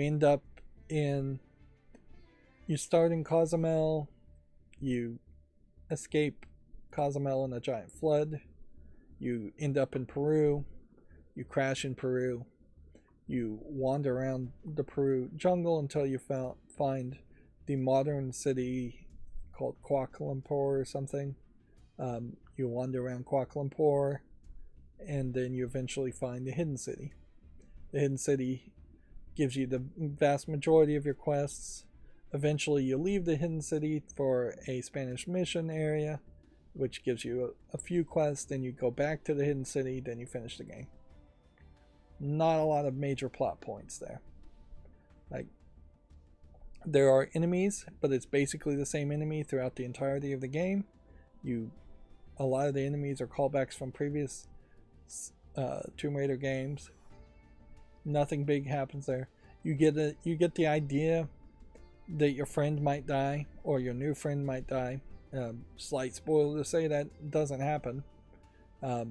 I got the feeling, and I'll slight spoiler here too, that you might actually end up going back in time, or you might end up rewriting the history of this Tomb Raider reboot, bringing back your father, your mother, something like that. Slight spoiler, none of that happens either. So, like, there were a lot of ideas I had that might have been cool. It definitely would have been cool if you could have gone back in time to a point where the hidden city was very new, and you were at that time like interacting with some of the historical figures. You're finding artifacts around, or playing a part in the history and being revered as a god, or something like that. But yeah, it just doesn't happen. I was thinking that the old version of the hidden city could have been like covered in gold, and then Spanish conquistadors could have stolen most of it, and then the modern hidden city would look very plain, where the past version would have been very golden and bright. But that isn't it specific to even Shadow of the Tomb Raider. Almost all games barely have any major plot points from level to level. They usually just have one major boss fight and plot point. Think about like BioShock. There's an amazing narrative story. It's very well received. And what are the major plot points in BioShock 1? You end up at the lighthouse, you start the game, you find out what splicers are, you fight a bunch of them, you eventually find out about little sisters and big daddies, you fight them. Eventually there's the big twist in the middle, and then there's the evening with Andrew Ryan, which was extra, certainly, as a plot point. And then after those two things happen, whichever of those happen first, then you just work your way to the ending and have a final boss fight. That's the major plot points that I remember from BioShock 1. Not a lot happening there. really. And maybe that's because maybe a lot more did happen in Bioshock 1, but I just don't remember it because it's somewhat forgettable. But yeah, that's typically how games go. That they aren't centered around plot points. They're not episodic, so there doesn't have to be a new episode, a new twist. The Walking Dead episode, Telltale Games, I guess, are episodic, and they probably did have more twists and plot points. Alright, let's do the fall list cleanup with the auto blur enabled. So, we've got a game from 2021 called Inverse Evolver, which, yeah, unfortunately is just not relevant enough to make it to the wish list with only 17 reviews. We just put Blaze Blue Entropy Effect on the fall list, which, what in the world? How would I have even been able to, for that to happen? Confused. Huh.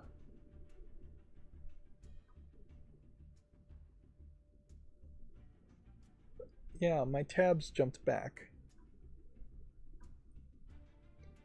Don't know what happened there.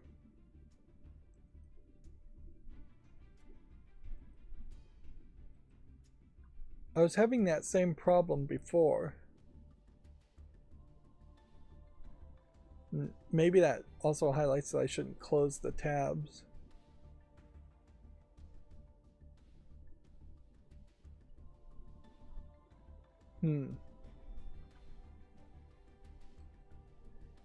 So yeah, we should be going through things that start with I. And I can use that, I guess, as an indicator.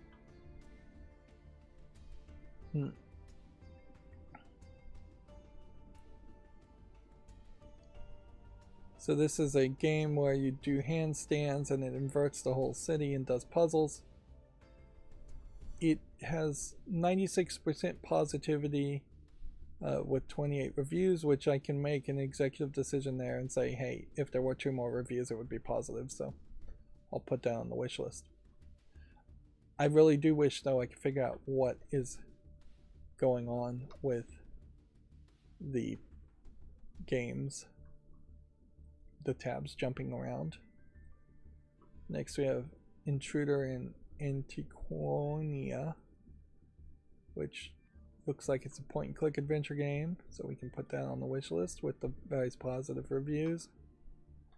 Then we have Intrepid Izzy, which doesn't look like much, but it is again positive enough where I can say, alright, yes. Even though in this case 6 reviews short is really pushing the limit there. We're talking a 5% off of the 30 minimum reviews. But clearly I'm not super hardline follower of the 30 review limits, and I shouldn't be that hardline of a follower. Anyways, it's an arbitrary number, so some flexibility makes sense. It's not like if 30 reviews happens, the game is then sanctified by any organization as being a good video game. Into the Radius VR is a VR only game, so it'll stay on the fall list, even though it looks fine. Whereas Into Cthulhu Mythology, I think I have to say no to because it's just not relevant enough. I guess there was definitely a point there where it felt like a lot of games had Cthulhu in the name as a way of, I guess, getting people's attention. I don't know if it ever actually worked that way. This one does not look particularly polished even at that.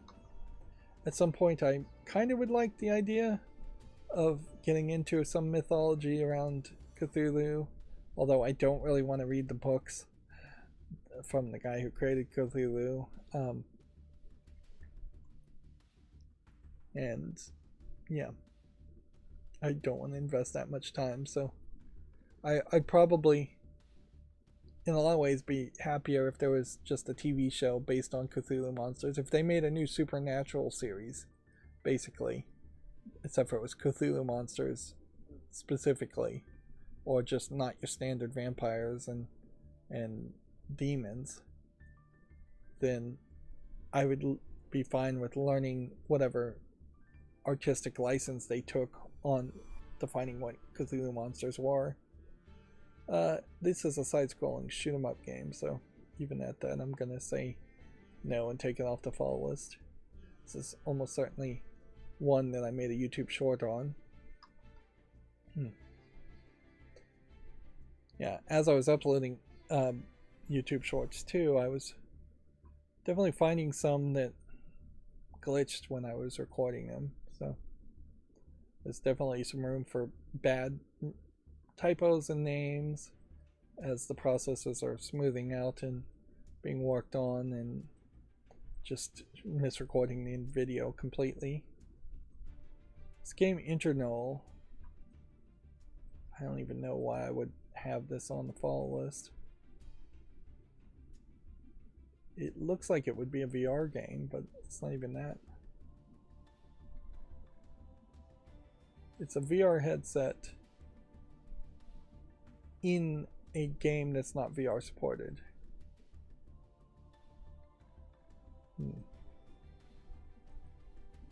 What are the reviews on this?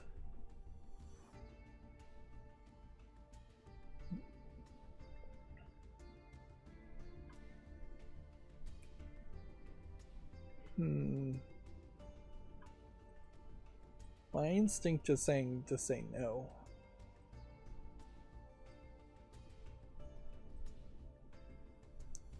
But you know what? I'll just leave it and see if it ever gets reviews. May doesn't feel like it's been given quite enough time.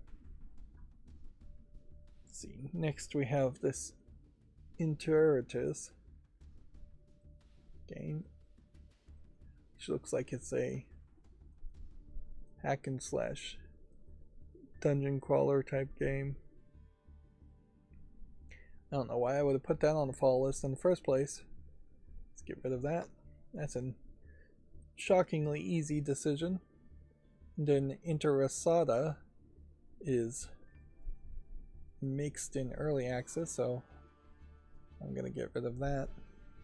Inherently, that is the problem with early access, is that if people don't like it in early access, that just increases the chances that it will never come out of early access, and even if it does, it'll already be mixed reviewed or poorly reviewed relative to people that don't do early access. Then we have a game called Intelligence Operation. But yeah, I definitely cannot justify such low reviews from something from 2020. I was probably being very generous around pandemic times, saying, well, maybe few people are playing games or reviewing games during the pandemic. If anything, there probably were more people playing video games during the pandemic. So yeah, I'm not willing to extend that grace period, even if the pandemic, I guess, is technically over now, even though COVID's not going anywhere ever, I'm sure. I think the way they treat people with COVID and the number of people getting it is fairly different. So now let's just look at all the new games that came out on Steam and try and burn through this fairly quickly, because it is late. And I really can't blame anybody other than myself as far as not getting people on the chat when I'm waking up in the late afternoon and streaming so incredibly late in the evening. Station 37 here, it looks like it's trying to be a clone of System Shock, but I haven't even gotten around to playing System Shock, let alone a clone, so I'm not going to even bother to put it on the follow list. Here we have a creepy lady with a lot of boob jiggle as she's platforming. But it suffers from a lot of dark screenshot syndrome, a lot of asset flippiness. at a certain level, there might be a version of this idea that works. If you could do a lot better job of asset flipping an environment and having a skybox, and then you had a character with some big boobs and big butt, and she's just jiggling as she's jumping all over the place, you'd probably want to make it a little bit subtle. You don't want it to go insane where boobs are just stretching across the screen, or even particularly large bumps, but a slight subtle jump jiggle would be somewhat in line with reality, whereas most games don't have any jiggle and their bodies are just rigid. You'd have to be careful with the outfit, because I could see you could put them in like a thong or a bikini and thinking that would really work for you. At a certain point also, if you were just to have them in an adult game nude, that might make some sense too. But yeah, this as it is just a weird take on the platforming series that people are just copying back and forth with more and more platforming. And certainly jumper maps in Minecraft have been very popular for years, and that's effectively what this is. People who don't have a lot of creativity really still just doing the exact same things over and over again in cycles. Duelist. I'll give this a chance as a racing game. Then Cinder is some kind of horror game. I'm gonna give that a chance too. Really don't have time to watch the entire trailer and try and figure out what this is. Maybe I'm being a little too generous on that one. Minimap Kingdom doesn't look like anything of interest. Fantasy Up at least is taking a different twist on this, in that they've taken 8-bit, 16-bit characters and asset flipped a bunch of thematic fantasy type things.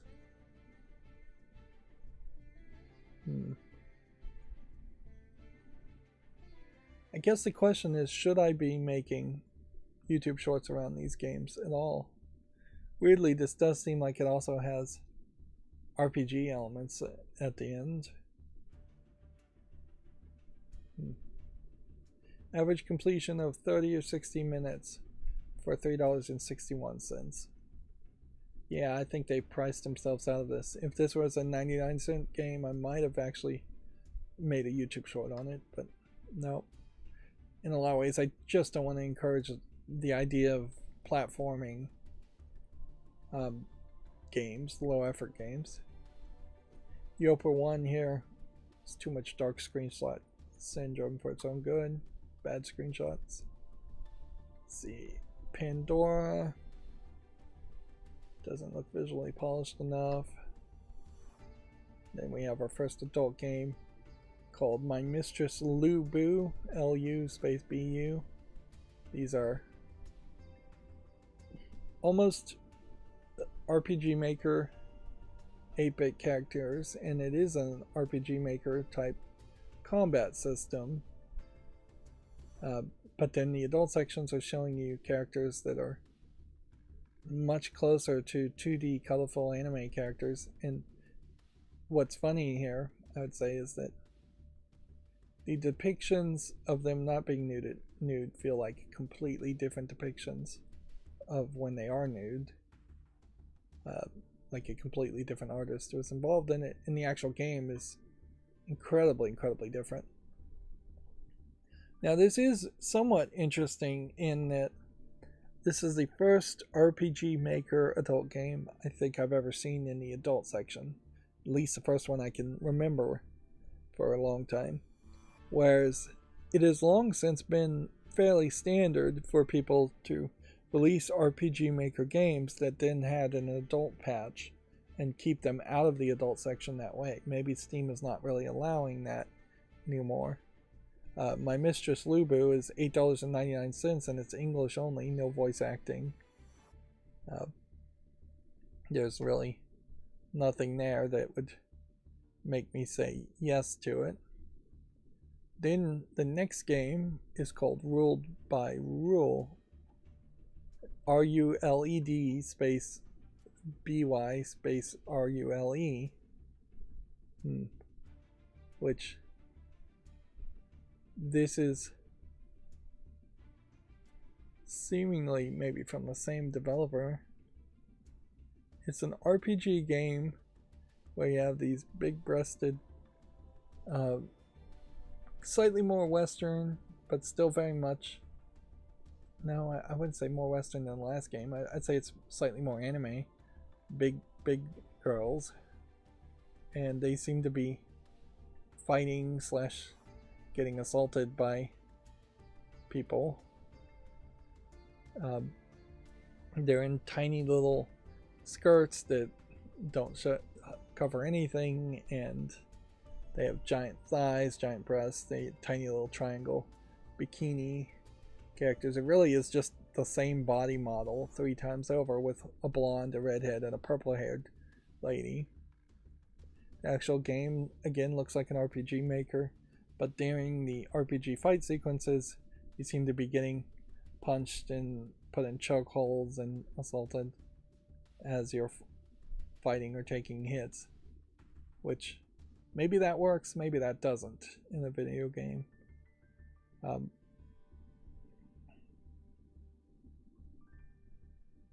kind of wish I hadn't closed the previous tab to see if this really is from the same developer and same publisher. Ruled by Rule is $13.49, and it says it has Japanese full audio as well as English and Chinese subtitles and interface. That is a very high price for a game that does not really feel polished enough to really justify that.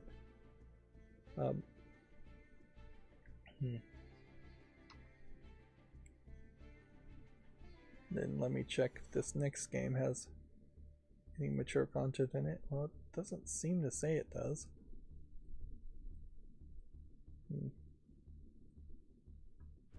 So, yeah.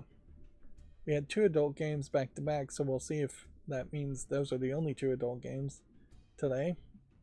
Next we have what looks like a mobile game being ported. Increasingly, I think this will be standard for new games, and old games will slowly catch up. And we'll see this. You can see here's some very basic puzzle games that you would have seen as ads included, but that's not really what the game is actually about.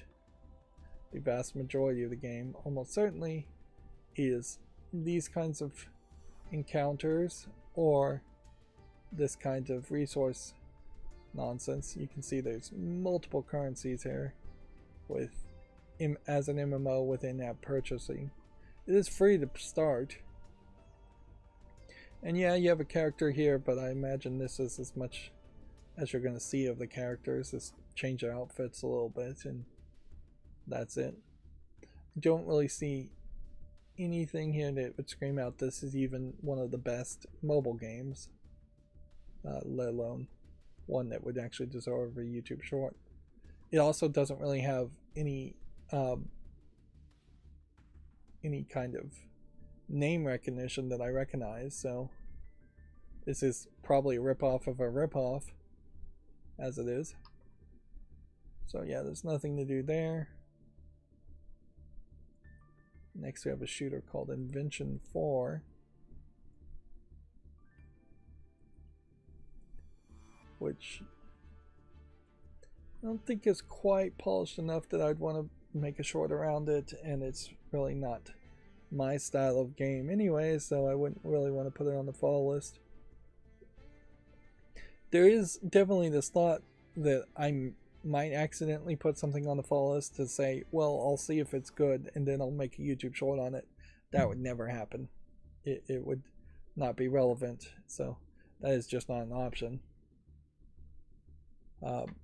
Yeah, we can say no to Invention 4.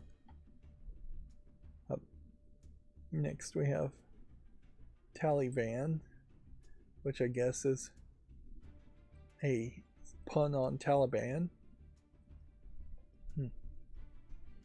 Yeah, I guess I haven't heard anything about the Taliban in a long time, or any real terrorist organization in a long time.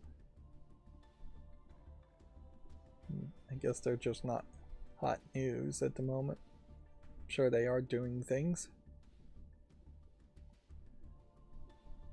Space Cowboys, Riders of the Storm. Looks like a shoot 'em up game. Looks decent enough to make a short on it, but it's not my style game, so I'm not going to put it on the fall list. The hidden object game genre, all the games are exactly the same, so it's really unfair to not just make a YouTube short based on every hidden object game. So we'll do that. Akui, the Insane Cultist. Doesn't look like much of anything. I like the name though. I'm sure that may mean something to people. What languages is it? Just English? At a certain level too, I guess there are styles of games, like hidden object games, that I would never actively bother to make a YouTube short if they had an advertisement, because they just won't get an advertisement. Komatsu has never gotten a press release from a hidden object game, so I don't really need to put hidden object games as a category in particular in the fall list as a way of labeling them that they've already gotten a YouTube short. I can just risk a duplicate there. Project Hunt, well, give it a chance, I guess. There is a question here, I guess, as to whether I should make a YouTube short around it. I don't think YouTube is really going to have any problem though with a hunting game. If they don't care about any of the other games where you're shooting things, shooting animals isn't that much different. GenCube VR can obviously be a no. Boity Biteland Prologue we don't need to cover because we're going to make a short off the real game instead of the prologue,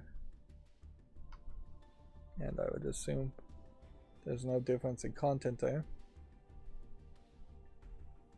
Next we have a game called Carousel, which very noticeably has censored itself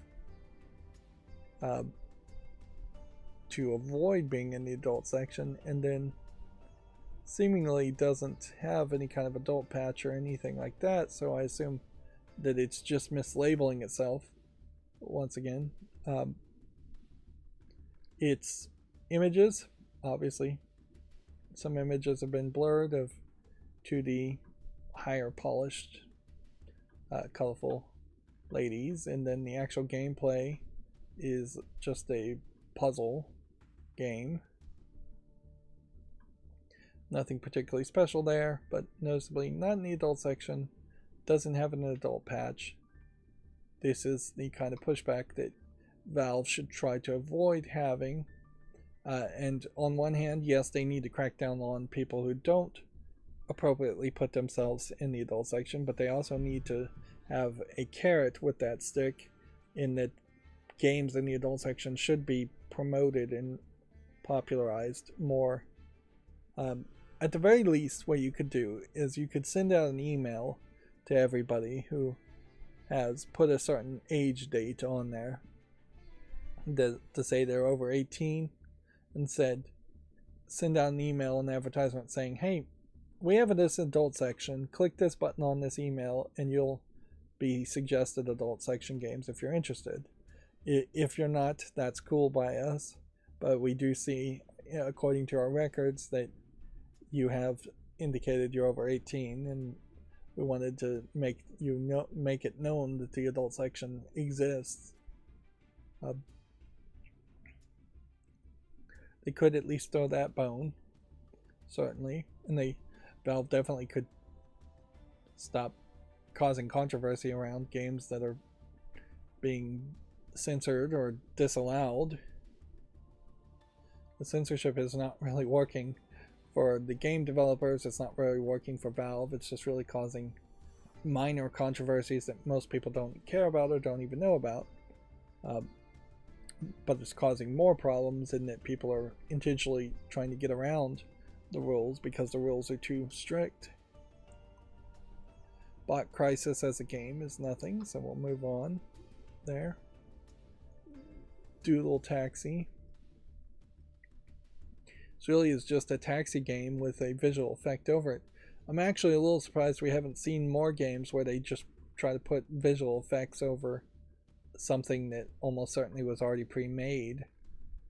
I guess it's probably not as easy as it would seem to in real time put a visual effect over things.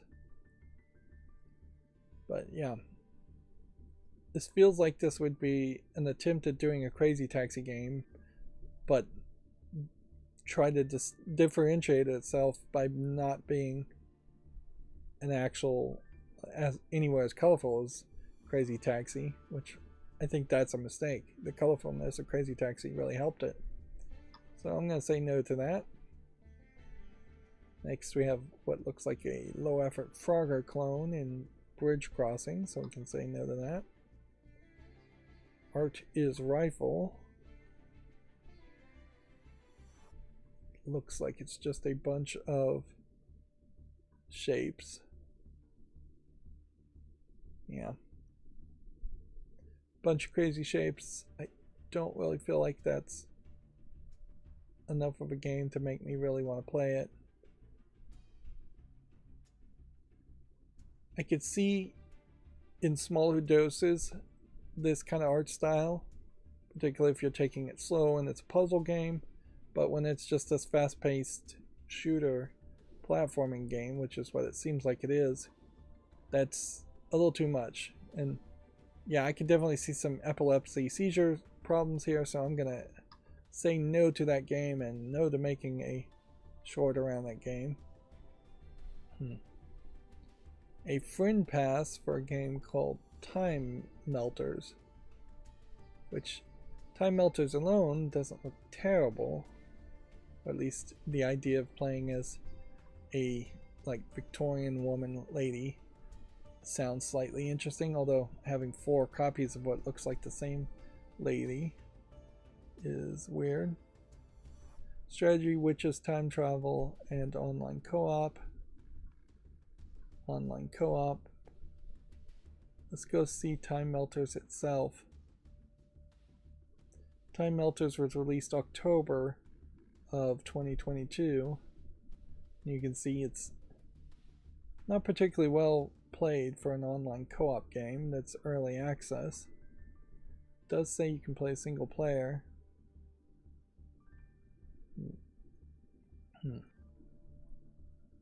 But I would have to say Time Melters probably deserves to be removed from the fall list. Reason one would be that it's just still not out of early access since nearly a year ago, and 2, because instead of coming out of early access, they have just decided to make a friend pass free to play game.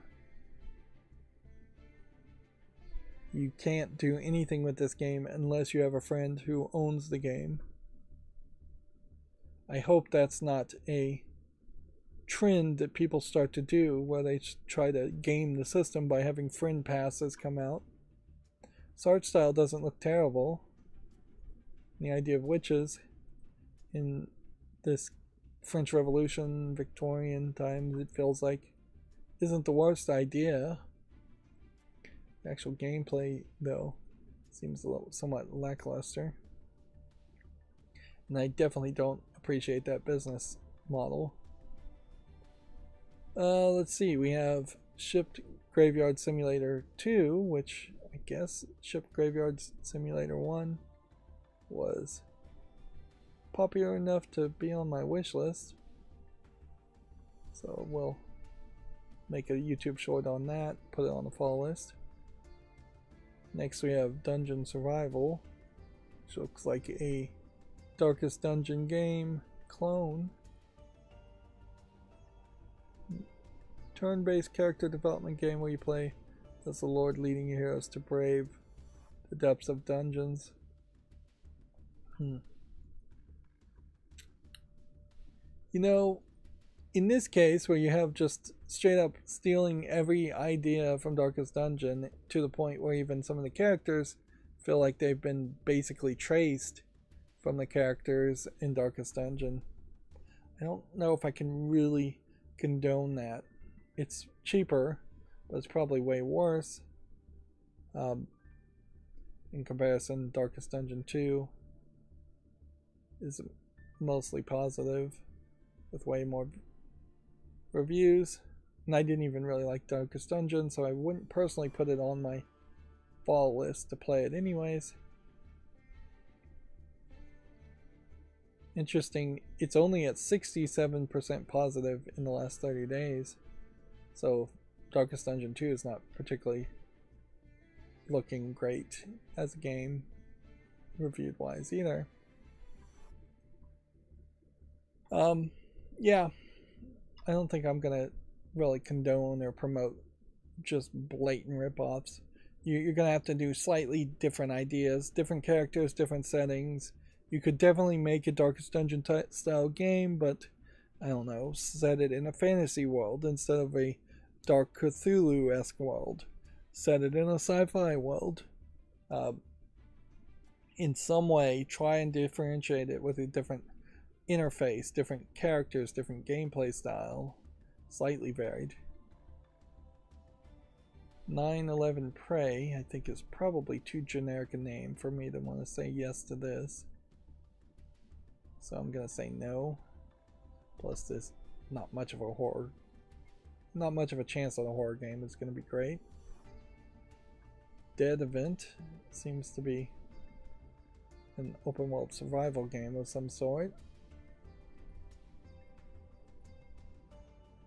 Yeah. I think I'll say no to that too. Maybe I'm being a little bit cruel today as I go through the games. Solar Black is just a slight variation on the Dance Rhythm games with lightsabers. Not seeing anything particularly amazing here. Weirdly, this is still probably the most popular style of game for VRs, just waving your hands around and slicing things. In a lot of ways, this is just cut the rope, or not cut the rope, but the coconuts in the air, cutting through them, but in 3D. Yep. So nothing there. Mark Genesis. It's probably nothing.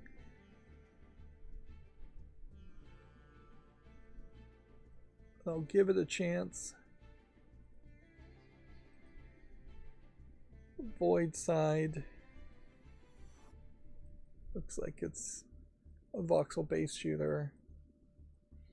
I don't think there's anything there, so I'm going to say no to that. Elemental Odyssey is a frustration platformer. There is a problem, certainly a lot of these get made, and I have no real way of knowing which ones are good, but I'm generally just assuming that most of these are terrible. And so I'm going to reject it. Maybe I have a bit of a bias there. Then we have a game called Waven, which looks like it might be something, but it already is very mixed reviews. Perhaps because it has in-app purchases. We are increasingly seeing free-to-play, free-to-start games with in-app purchases. If anything, we have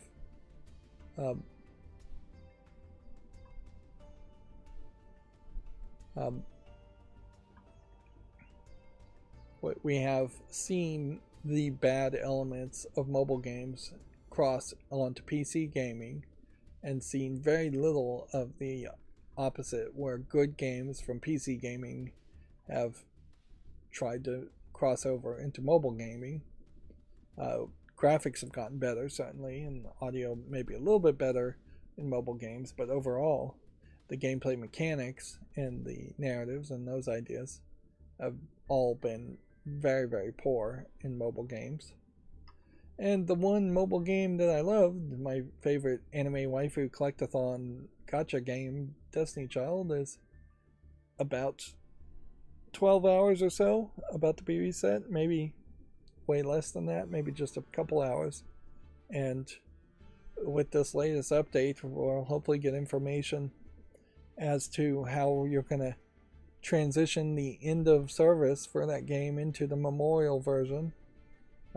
It'll be interesting to see if they unlock any more characters at all. I suspect maybe not. I'll give this a follow.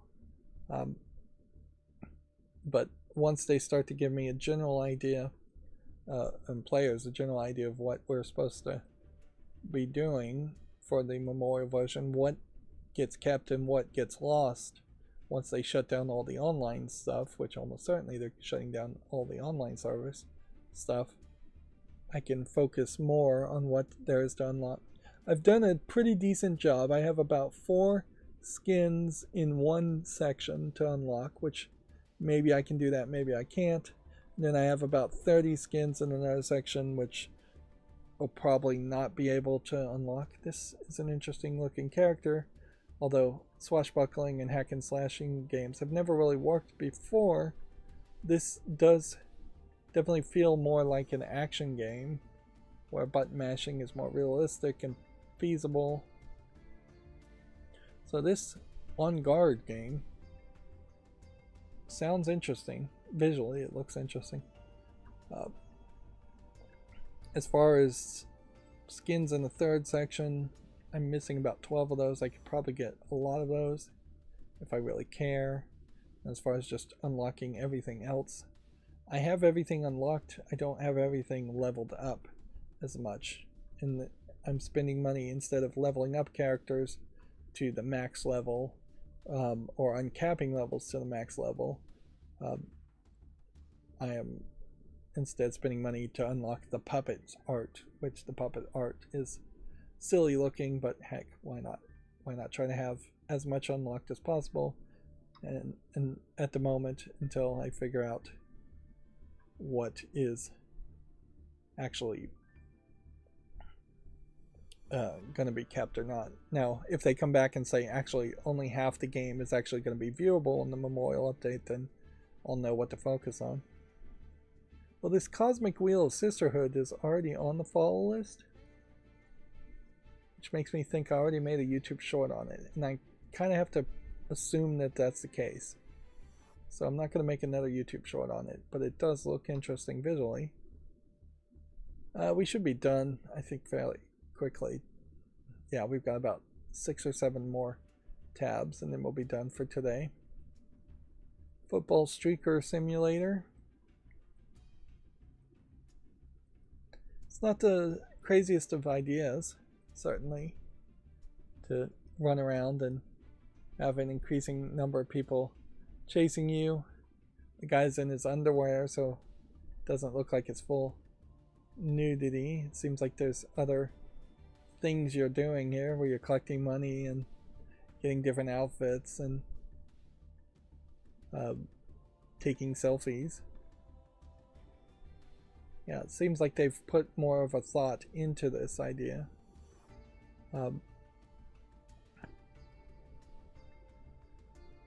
Than you would normally think.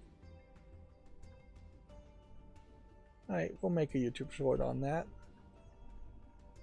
Let's see. Next we have another hidden object game, Brightstone Mysteries and the Others. Although it may actually not be so much a hidden object game as an adventure game. Nope, it says it's a hidden object puzzle adventure game. Yep.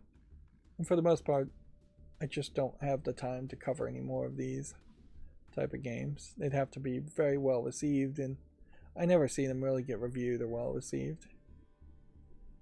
Little Man Has His Day. The Looks like it might be something of interest. Easily could not be.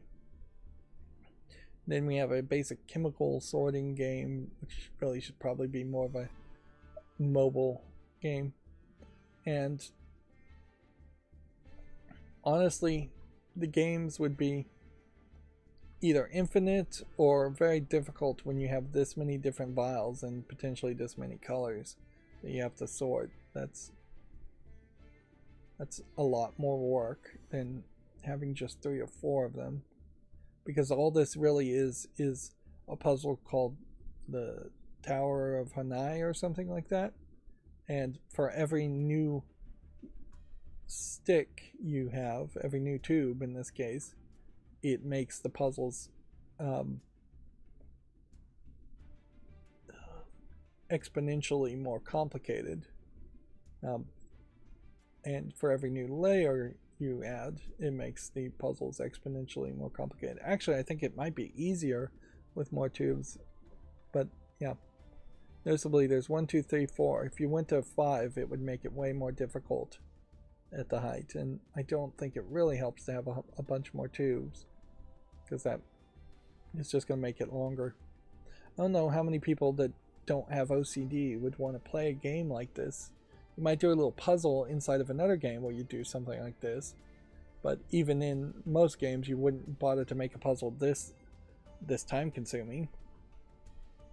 So I'm going to say no to that.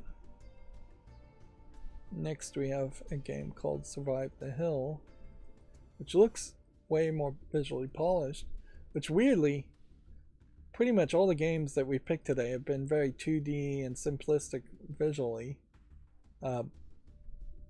And the first game we see that's actually very polished has very poor reviews.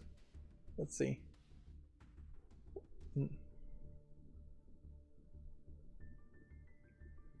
Dev team gave up on this is the most recent negative review.